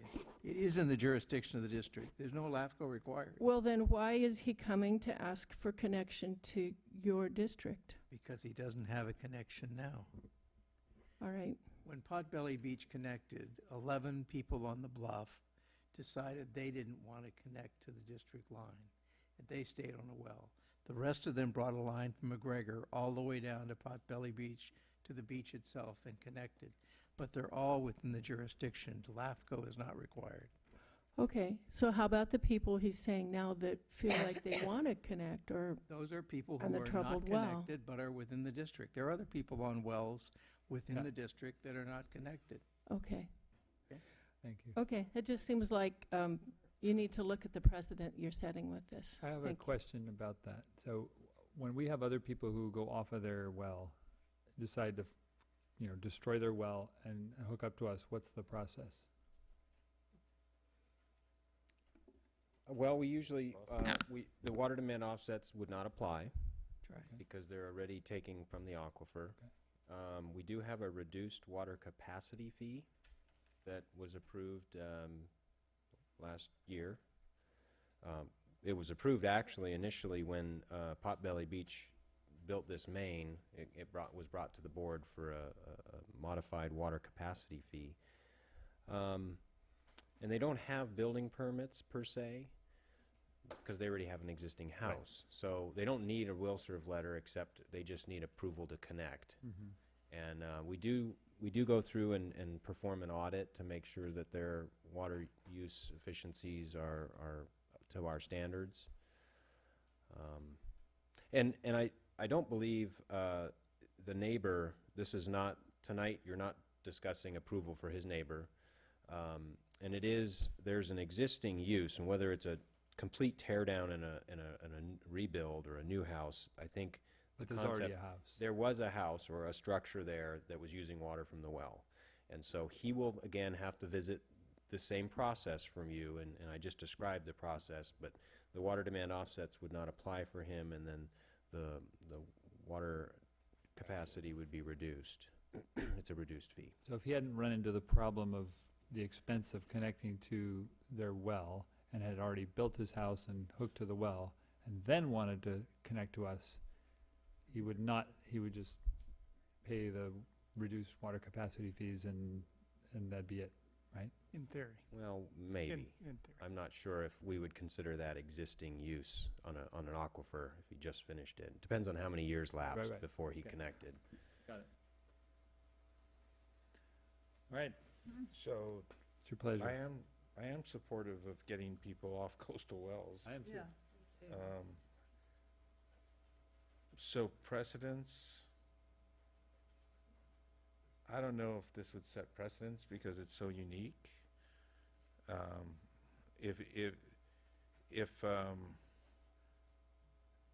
Actually, I wouldn't mind setting precedents for getting people off coastal wells.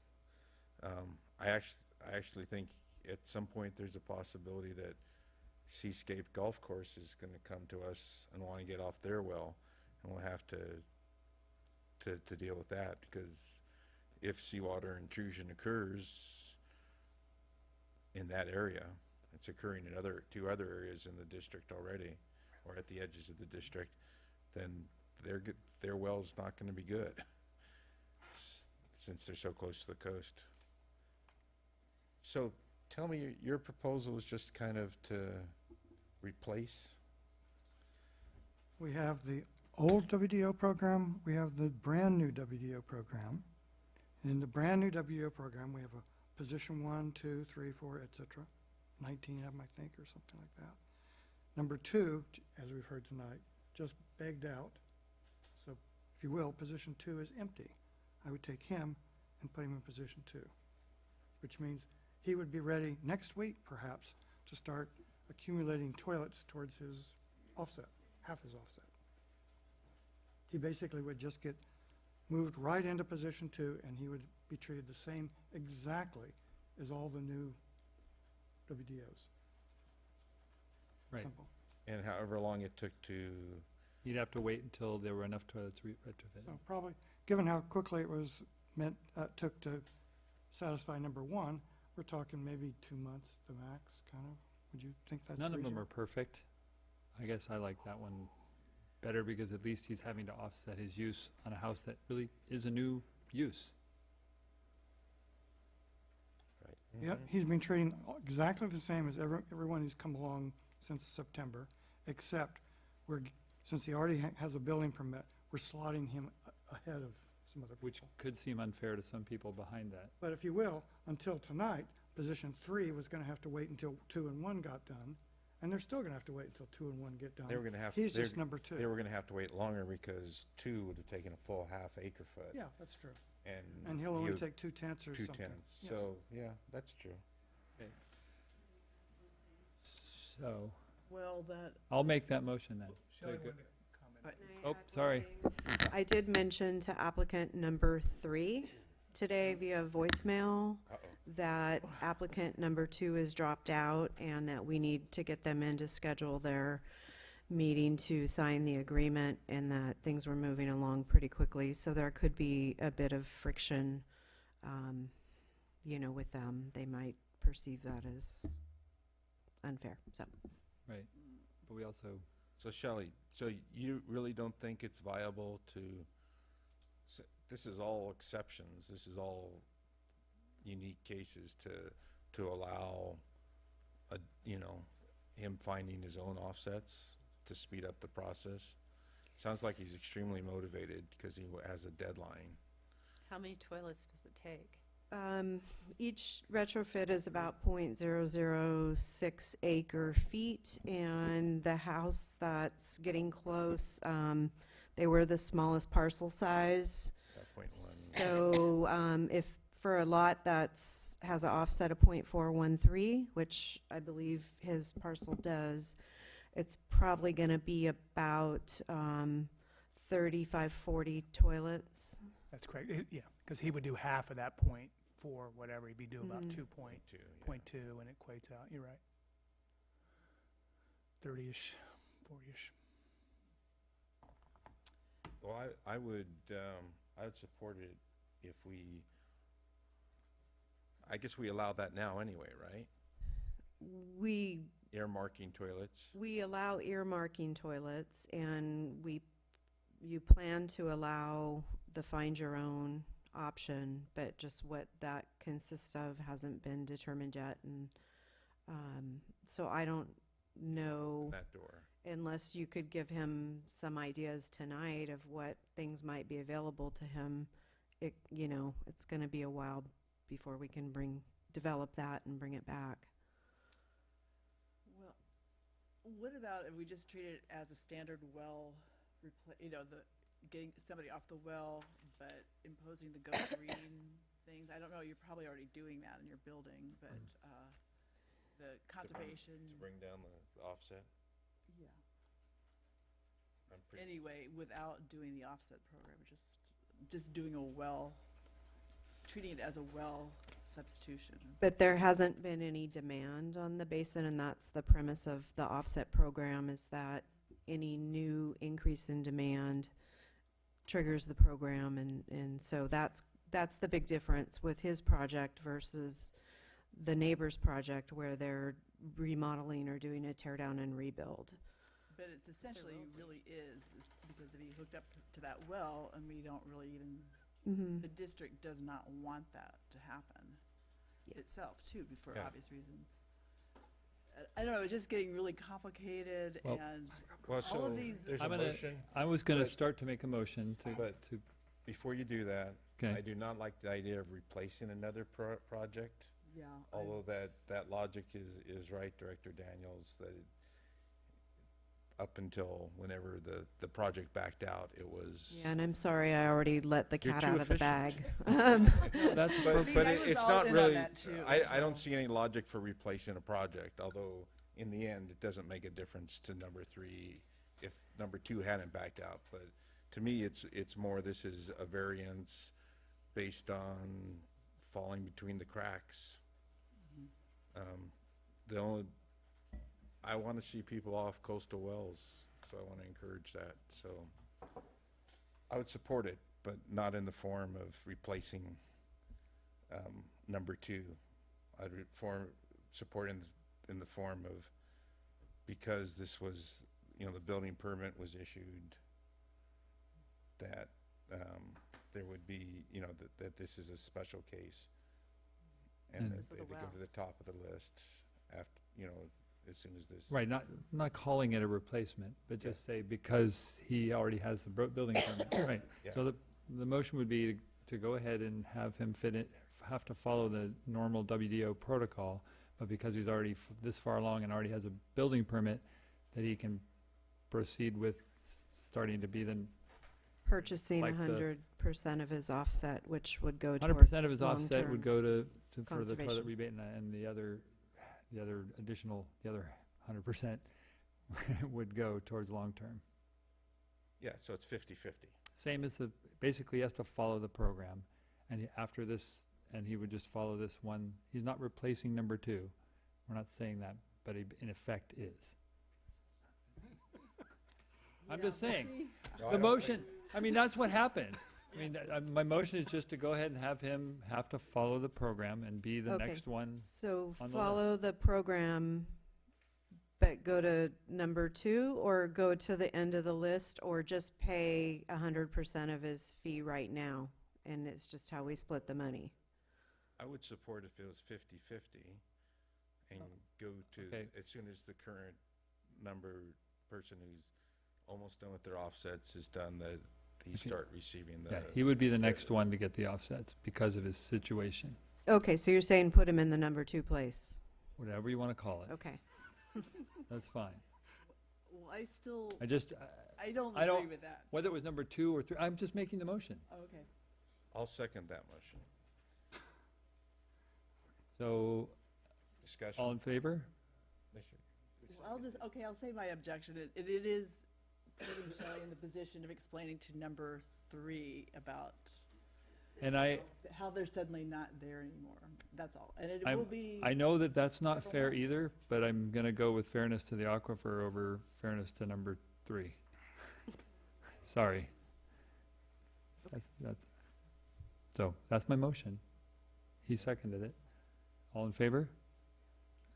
Aye. Aye. Opposed? Say no on that one. No. No? So motion carries 3-2. Okay.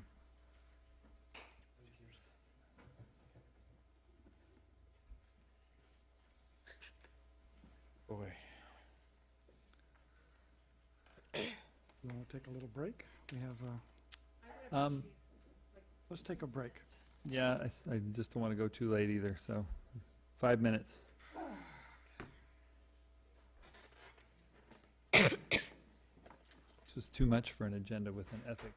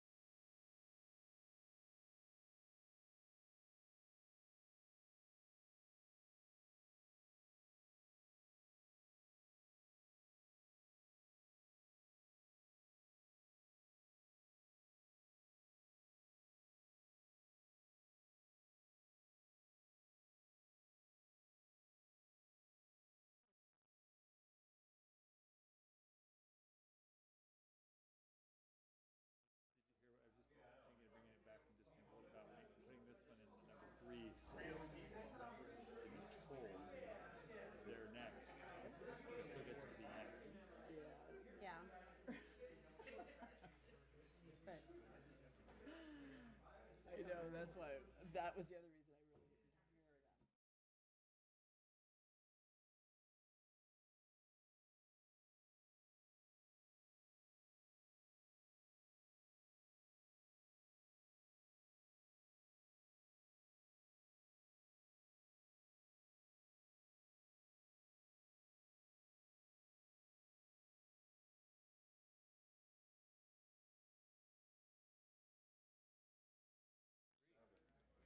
Well, there's some people that have hookup to the district and a well. No, that would be yours. Quite a few of them, in fact.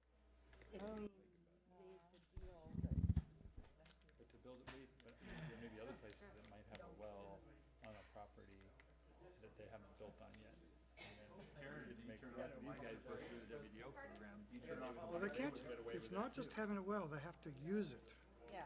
If you don't use a well within 1 year, the state considers it abandoned. This one's being used. Not this one. There's no house on it. Yeah, it's a well for a That's number fine. of houses. Well, but his,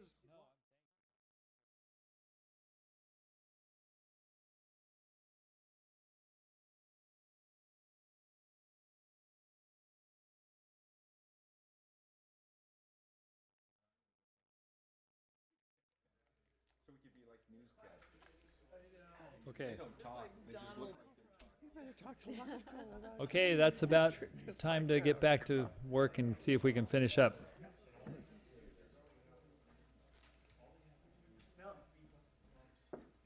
Okay, we good?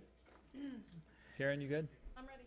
Okay, so there was an idea, and I'm gonna go ahead and bring this idea up. Still on that item, we were still finishing, or just supposedly finished, was, and I know Mr. Graves left, but, was to, for the person that's already been told that they were next, to let them go ahead and be next and put this one behind them in the quote number 3 slot. So I'll go ahead and make that motion. I think since he's already left, he's Oh, we left, can't? right? I think you have to bring it, you're gonna have to bring it Okay, back well, next we'll time to do it. We'll leave it as it is He for has- now you then. know, he has a right to comment when you're making a change. You're right. Let's go on to 7.2, guiding principles. So 7.2 is the district's guiding principles. We started this about 1.5 years ago to really demonstrate to the public what is driving the district. And these are, the board's highest principles of where we're going. And what really spurred the revision of this was a Pure Water Soquel project, and listening to the neighbors express concern over what they think could be there, and the miscommunication that staff was able to do, early on. We kind of miscommunicated our vision, our ideas about this.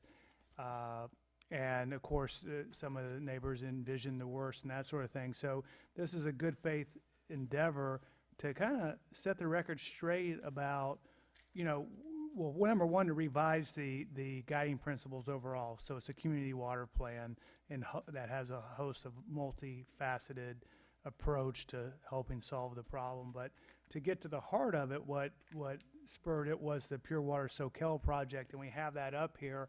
And so it just shows what we're proposing and what we've heard from the board is that, the number one thing, and we heard from some of the neighbors tonight that they could potentially embrace, taking secondary or even tertiary treated water facility and polishing it there. So that is the number one guiding principle here, as it's shown up on the screen.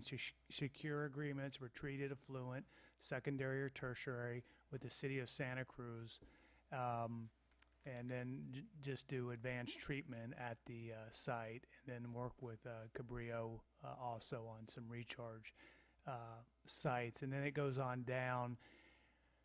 I think it demonstrates that we've listened to our customers out there, and we've tried to respond in a good faith manner in putting forth the principles we hope the board can embrace with what really is driving us and what our aim is. So Melanie may have a few words to add on top of that. No, I think Ron covered it. What we tried to do is come back, at the direction at the last board meeting with Director Daniels, was to come back and update all of the guiding principles. So first we started with the guiding principles for the supplemental supply options, which includes the Pure Water Soquel project as well as the river water transfer and the desalination project.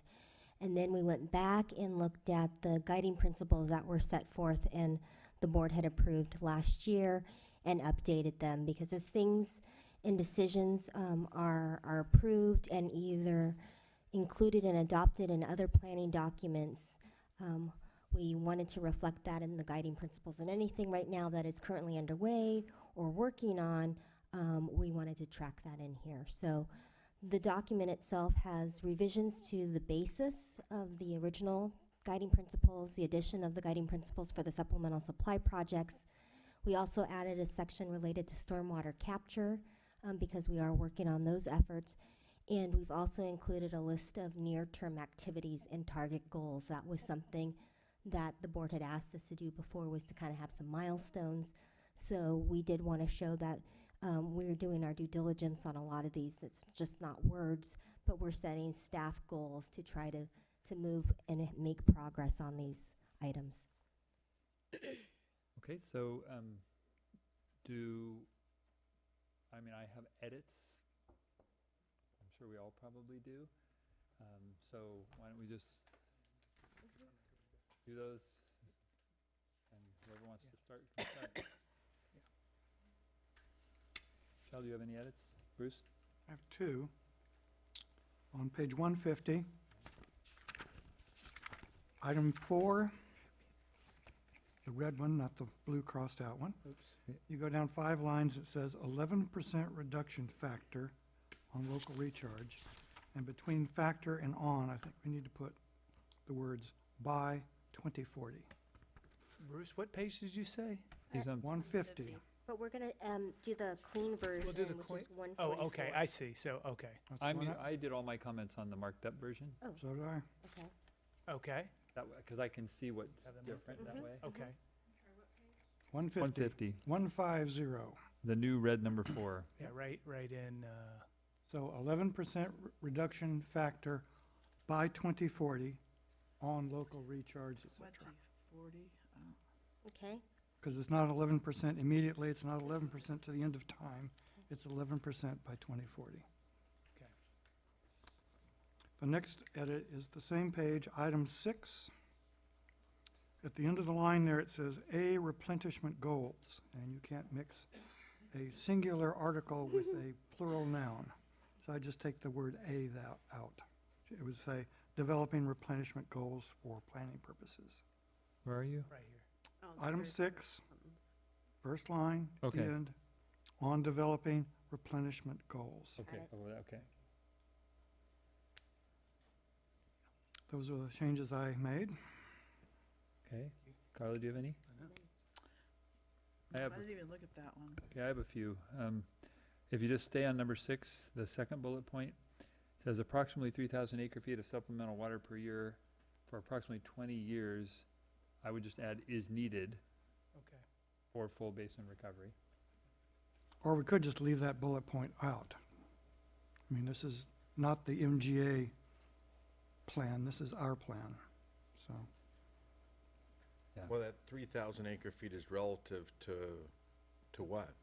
Well, Isn't it relative the to total. 4,000 Ye- use? well, I think it goes to bullet point 1 is 1,500's ours, the total's 3,000, but these numbers are just the best estimates that we have at this time. Certainly, the groundwater model's going to update these. We're just trying to kind of paint the general larger picture, but it's up to the board. I mean, but I do want to stress that we assume these numbers will be revised in the This is future Right. updated. I mean, Okay. complete. This is clearly with all of the near-term activities, those are going to change really rapidly. Yeah. Well, you could add, I said I wasn't going to talk about it. After for approximately 20 years is estimated for full basin recovery, which kind of, Okay, Right, instead of so- needed, estimated, that's fine. That, Okay. Okay, my next one is under stormwater capture on page 152. Of the corrected, yeah. I'm still on, yeah, the one in red. Mm-hmm. On number 1, let's see, on the third line, and others to help identify potential small to medium scale stormwater capture sites and recharge shallow zones of the aquifer. I wasn't sure if somebody could explain what that meant, and recharge. You're identifying Yeah. small to medium scale capture sites. And to recharge shallow zones of the aquifer. Yeah, and Just wanted recharge shallow zones? yeah, because if you're going to do a recharge, surface water recharge, you're only going to be, at least immediately recharging the shallow. It may And make add it the deeper. and to recharge, that would make more sense to me. The sentence just didn't Yep. flow. Yeah, this was, there was a lot going on when we got this out. I actually did have comments, I'll say. And then the other sentence right after that, the district recognizes that there's constraints. But I also, but will utilize, I had something about utilize the most favorable sites when possible. And once viable recharge sites are identified, continue with environmental review, design, construction, and monitoring. Not just to say, a lot of problems out there, but if we do find that we're looking for trying to find the favorable sites and then move ahead, So I've got that written down in Okay, we'll add as some well. to that. But on the next page, there's a super long sentence. But in that first quite messed up paragraph with the deleted parts and the added parts, it mentions on about the fourth line, selected groundwater replenishment using purified recycled water. I thought we should put in parentheses, now called Pure Water Soquel, because then you refer to Pure Water Soquel at the end of it without explaining so right it. after alternative, i.e. Pure Water Soquel. Yeah. Mm-hmm. And then on number 2, options to consider on the second line, and then a colon, excess winter river water transfers. I think you say transfer of excess river water from the city of Santa Cruz. So, can I make a comment since Yeah. I'm not talking? Doesn't preferred alternative have that's a very technical term for an environmental impact report. Where are you looking? That's just right above there on page 153 at the top in that same sentence. Yeah.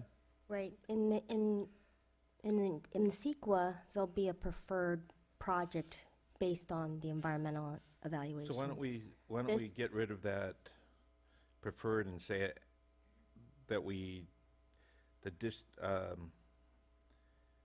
selected groundwater replenishment using purified recycled water as the best alternative to further evaluate and approve the feasibility study. Just get rid of the preferred alternative thing at all. Why? Why? Where is it? So I'm on page 153 at the very top of the page. Right.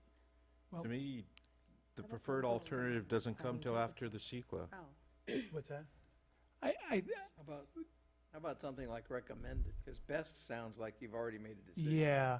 Okay, And the- recommended. recommended And the alternative. preferred, if I recall correctly, was because that's the one we had the most control over. That's why it was your preferred. Oh, no, but Okay. it has very specific It meaning. does, it does. in I like the SqCWD. idea of getting away from it. We've had a hard Yeah, time so explaining. recommended, so you could just say, Oh,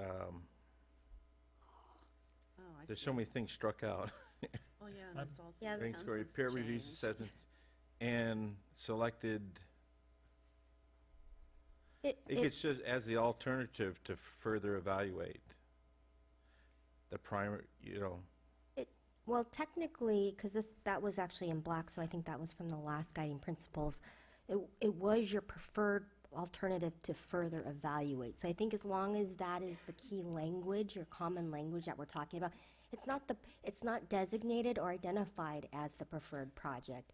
It's Well, the preferred project to CEQA further preferred the- alternative has very specific meaning. Yes, I agree. So But it's not, this isn't. if you for said CEQA. it, the alternative that the board prefers to evaluate, I'd be fine with that. But to say it's the preferred alternative, I'm not okay with. The recommended I further get that, that you- evaluation is fine, or Are we So going he with doesn't- recommended? He just doesn't want the term preferred. He just alternative. wants to move the wording around to say I it's the can- we can do alternative that. preferred Okay. for Alternative feasibility preferred. studies and so forth. Okay. Okay, Preferred by the board. I got a couple more, that's it. On the bottom of page 154, number 1, Middle one or the bottom one? the bottom of the page 6, it says there, continue working with City of Santa Cruz and the North Coast option, short-term project, to investigate, and I was going to say, and resolve potential issues. What number? I'm sorry. The very bottom of the page, on page 6, it says it's 154. Just because our goal is to investigate and resolve the issues, that's all. Okay.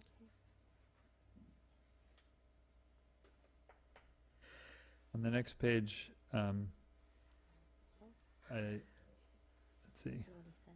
Wait, Tom, would Yeah. you, up here on the screen, are you looking at 6 or 1? We're a little bit lost. 1, One. One, right Okay. here. Okay. investigate and resolve, Okay. right there. Investigate and resolve potential. Okay, great. Okay, thank you. what That was page? it. We were on 154. 4. The very bottom. Oh,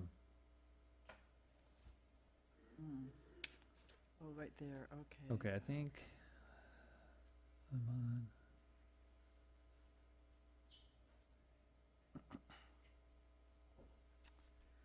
I'm on. Okay, on 156, the very top of the page, number 4, under goal, it says work towards increasing educational materials and meeting with those around proposed facility locations. I think our educational materials should be towards those people and all customers and residents that are potentially affected. So I'd just add that, just so it's not just the Neighbors. local neighbors. I Mhm, think okay. our education efforts need to go along. Page 154, number 4. And then, under the last one, 6, on that same page, independent panel, should it say panel of experts? That's just so people know what, Sure. that it's not just a couple local people. That's it. That's all I've got. And I did have some comments. I forgot. I was Okay. trying a new method. I put these little comment things in there. You can do it on either version, tell us, clean or revised. Can you tell me what, on page 152, under stormwater capture, how it's already been changed? Was that, That's all That's all new. new. It's all new. but did he add anything? I added some Tom? things, yeah. Oh, Because maybe I'm going to be redundant. So all I wanted to say is, because they just, on that sentence at the bottom of 1, it just see, we recognize topographic ground cover, local vegetation, blah, blah, can provide limitations and constraints for siting stormwater capture sites. But I was just then, but we will utilize the most favorable sites when possible, and once viable recharge sites are identified, continue with environmental review, design, construction, and ongoing monitoring.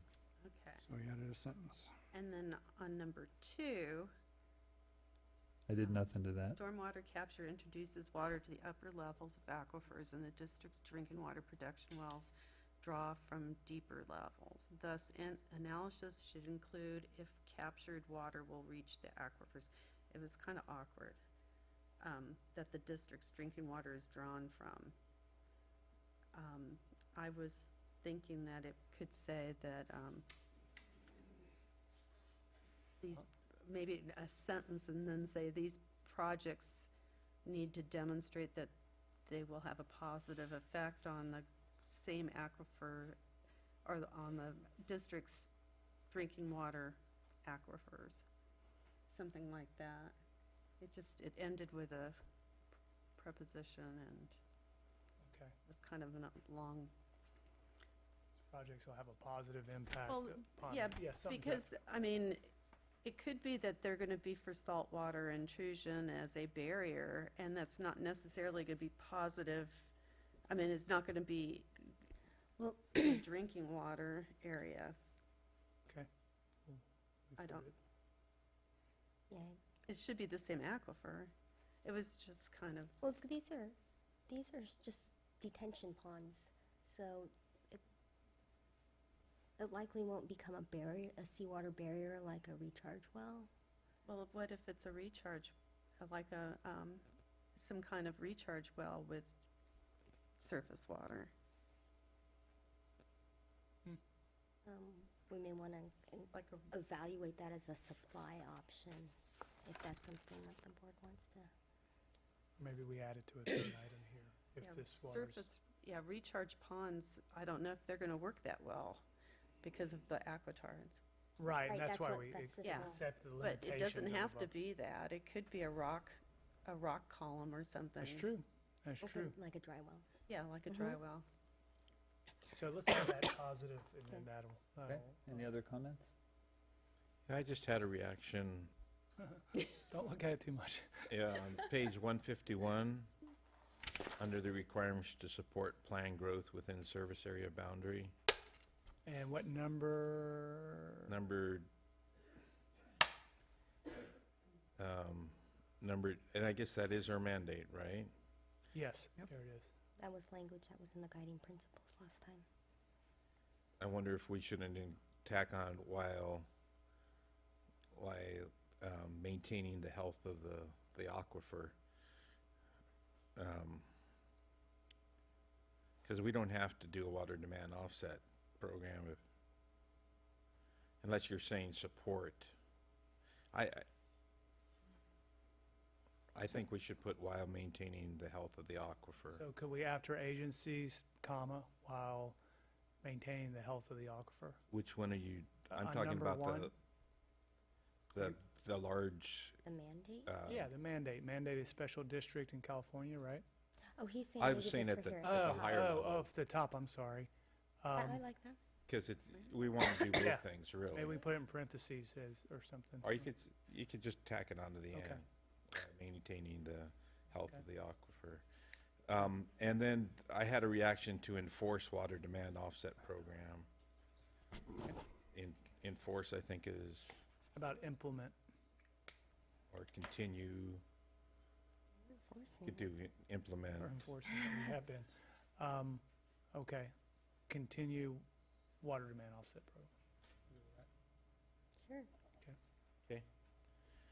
Okay. Good, probably more than you wanted.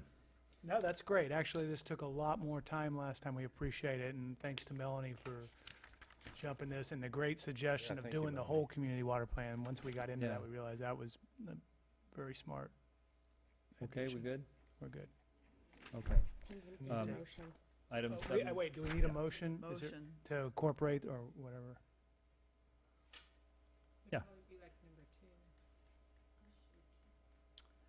Okay, I'll say the Running. motion.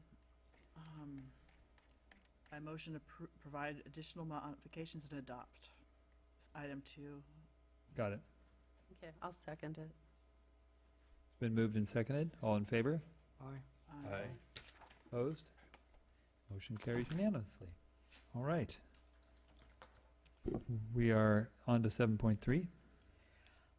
Good evening, Board. I wanted to provide a notice that the district has concluded labor negotiations with the SEIU Service International, Employee International Union, Local 521, which represents the Field and Office Employees Bargaining Unit. The district and SEIU met on 4 different occasions, 3 half-day sessions, 1 full-day session, and we concluded our final tentative agreement on December 29th. What's provided to the board in the memo tonight are details of the total tentative agreement as signed off by both parties. On the first page, I have some details of the economic package, which include a modification to the thresholds of the district's agreed upon COLA, or cost of living allowance increase, from an increase of 0% base to 0.5% base, and lowering the ceiling from 5% to 4.5%. The term of the agreement that was agreed upon was a 4-year agreement, and so the details of the MOU would be in effect beginning January 31st, if approved by the board, of 2017 through February 1st, 2021. There are several other items in regards to the economic package that are included in the board memo, as well as on the back side on page 2, details of non-economic revisions and cleanup. You can see that there were a lot of cleanup efforts made and some changes, mostly in employee flexibility, and some language revisions made to clarify some mandates, procedures, and improving contract administration and understanding. The term of the new agreement was ratified by the membership of SEIU Local 521 last week on January 9th, and I'm presenting this before the board tonight to ratify the tentative agreement as presented in the memo between Soquel Creek Water District and SEIU Local 521, and authorize the execution of the new MOU with the term as stated February 1, 2017 through January 31st, 2021. The final version of the agreement, of the memorandum of understanding, will be brought forward at the next meeting.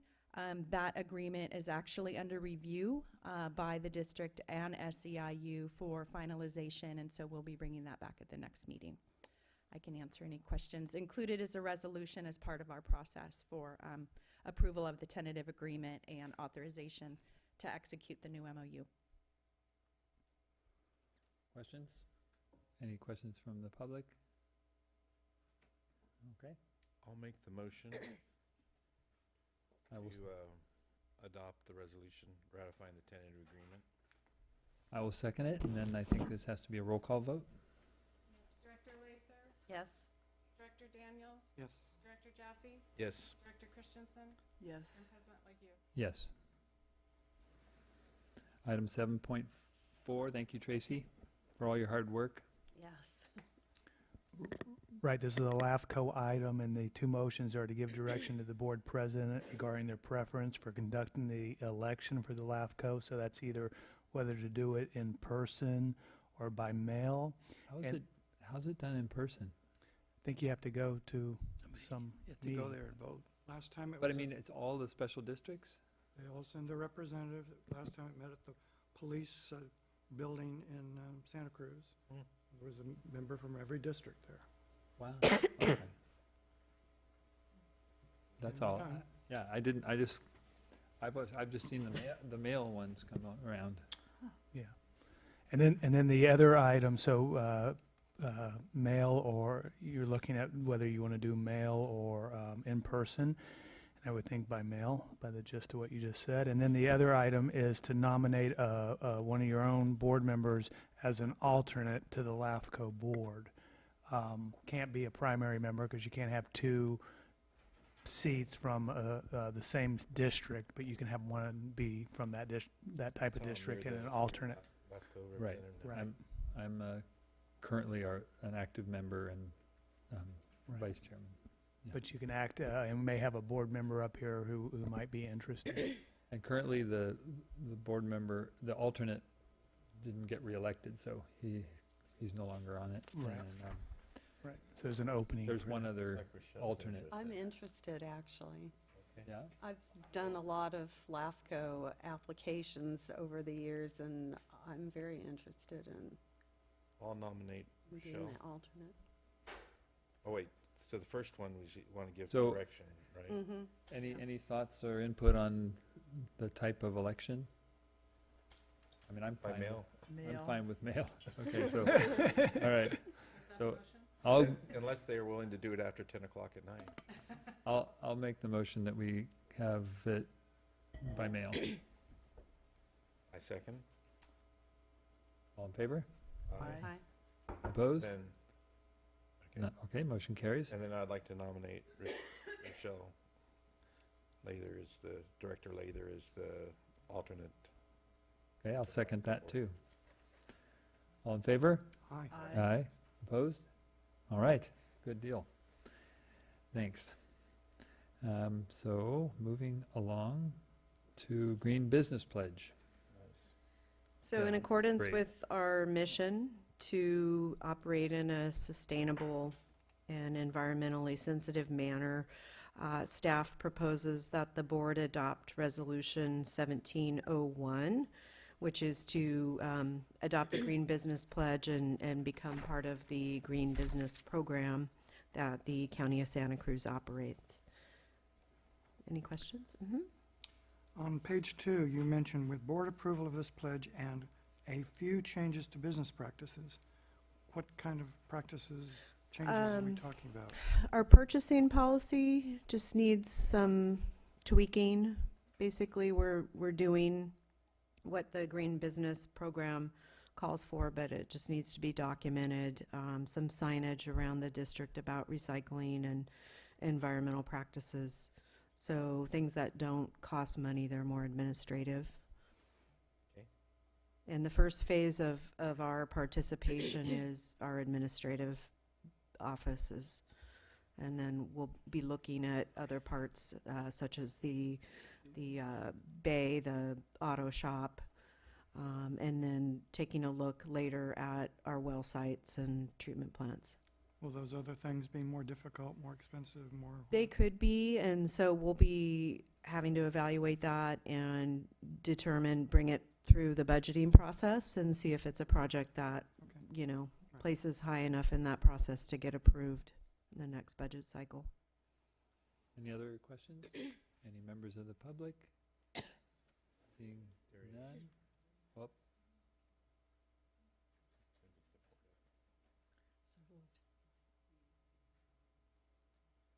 Thank you. I just wonder if it couldn't be possible to try out technologies that would be potentially good water conservation measures for homes at your district headquarters, like, I don't know, maybe you have a shower there for your employees, I don't know, but something like that, or some sort of water recycling in-house, and use your facilities as a testing ground for some of the technology. I'd like to see that done. Thank you. thank you. We've done some of that. All right, so I think it's great. So I'll make an enthusiastic motion. I'll second it enthusiastically. And it's a resolution again, so it has to be a roll call vote. Director Lather? Yes. Director Daniels? Yes. Director Jaffe? Yes. Director Christensen? Yes. And President LaHue? Absolutely. All right, item 7.6. Really don't have much on this item unless there's questions. This is just an update from NWRI related to the efforts to put together the panel. The names that are listed underneath the proposed representatives, the experts that will be meeting to talk about our two studies that they'll be evaluating, the CEC study by Carollo, as well as the final report that's already been done by Brown and Caldwell for the geochemical characterization, are listed and have been confirmed. They still are working on finding somebody to sit and represent the hydrogeology discipline, groundwater recharge. Currently, they're looking at maybe having a representative who is operating from like a facilities manager of some replenishment wells in Orange County or in Monterey County. The plan is, again, at the direction of the board, that the panel would have a public component. So the panel will meet, they'll initiate some questions and the work. Carollo will do the study, and then we're proposing to have a public meeting in April. Unlike a lot of the other things, like microbiology works is about the same here as it does down in Orange County, but hydrogeology and so forth is very site-specific. So I would recommend for that Gordon Thrupp. He's very familiar with our hydrogeology. He could start. And if he can't do it, Mike Cloud, you know, he worked for the county but doesn't anymore. He's out on his Mike own. works with hydrometrics now. He does now? Okay, well then he's off the list. The other possibility would be even Nick Johnson, who Yeah, wrote the I book. would second that. Nick Johnson is very aware of our hydrogeology. Gordon was part of that team too. Yeah, so that's a good suggestion. They both have PhDs, and so I think they'd fit in very naturally with this group. Okay. Thank you. And since they want to start, like the end of January they're talking about in here, that seat needs to get filled with someone who's ready to go. Yes, So those two would both be Right. perfect. Good suggestion. those are good suggestions. Thank you. All right. Well, thanks. 7.7. Yeah. 7.7 is at your last meeting, there was a motion to switch up the way we do the agenda setting meetings from having the board president and the vice president meet with the general manager to set the agenda for the preceding board meeting. However, subsequent to that, President LaHue asked me to add this last paragraph in the memo, which says, depending on the desired goal of the directors, you know, what it's getting at is, if you want to do that, that's great.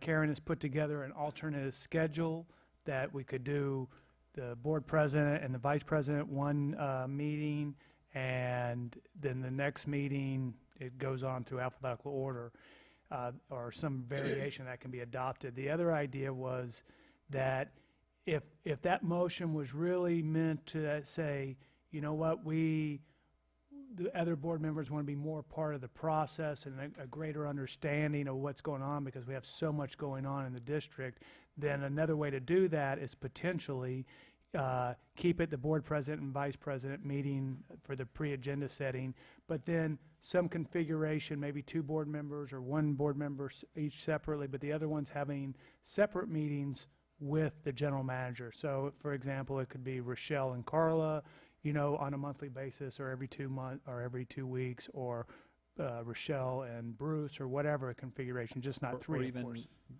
one of, if they want to have one of Bruce or I Yeah. and one of them, that's fine too. Whatever works to have everybody. Yeah, yeah, as long as we don't do the spoken hub or what we learned No, today. I just Right. want to make sure That's people absolutely, have an opportunity absolutely. to feel as updated and as caught up as they want to be. This was your suggestion? I know, and actually, I was either approach is acceptable to me. I just wanted to open it up, and I wanted to take up another issue that it was highlighted when I read the meeting minutes from that item, and that was that I had another motion that was to talk about the accession from the vice president to the president, inheriting the presidential role, and it never got a second or a vote. And I wanted to reintroduce that at some point, because that was That's part good. of this Yeah. whole part of opening up or changing a little bit to keep the way the board does things from getting ossified too much. So I was, and it also was a recognition of the fact that both Tom LaHue and Bruce Daniels were almost basically interchangeable in the presidential role, and so that it made a logical sense that the person, whoever had been vice president for such a long time, would be in place and experienced enough to be the president that year, for the next year. So it was just, I would like to revisit that motion, but I never got a second on it. And as for the meeting person, the only objection I would have to an individual meeting, a separate meeting, is that that's another separate meeting. And I thought it would probably be better if it were more just setting up one meeting and then having it be, the agenda setting be more fluid with other ideas coming in at that time. That's all. So I don't really disagree with a separate meeting, except for there is a lot going on in the district. There is a lot of time demands on everybody at this point. I certainly support agendizing the discussion about vice president succeeding and becoming the president the next year. And I've never been involved in the agenda setting meeting, and not that I have to do 3 of them, but I'd like to try one of them just to see what it's like. That was mainly the idea for me, too. Yeah. Somebody want to propose a motion or an alternative schedule or motion? Talk about it at another meeting when you're not as tired.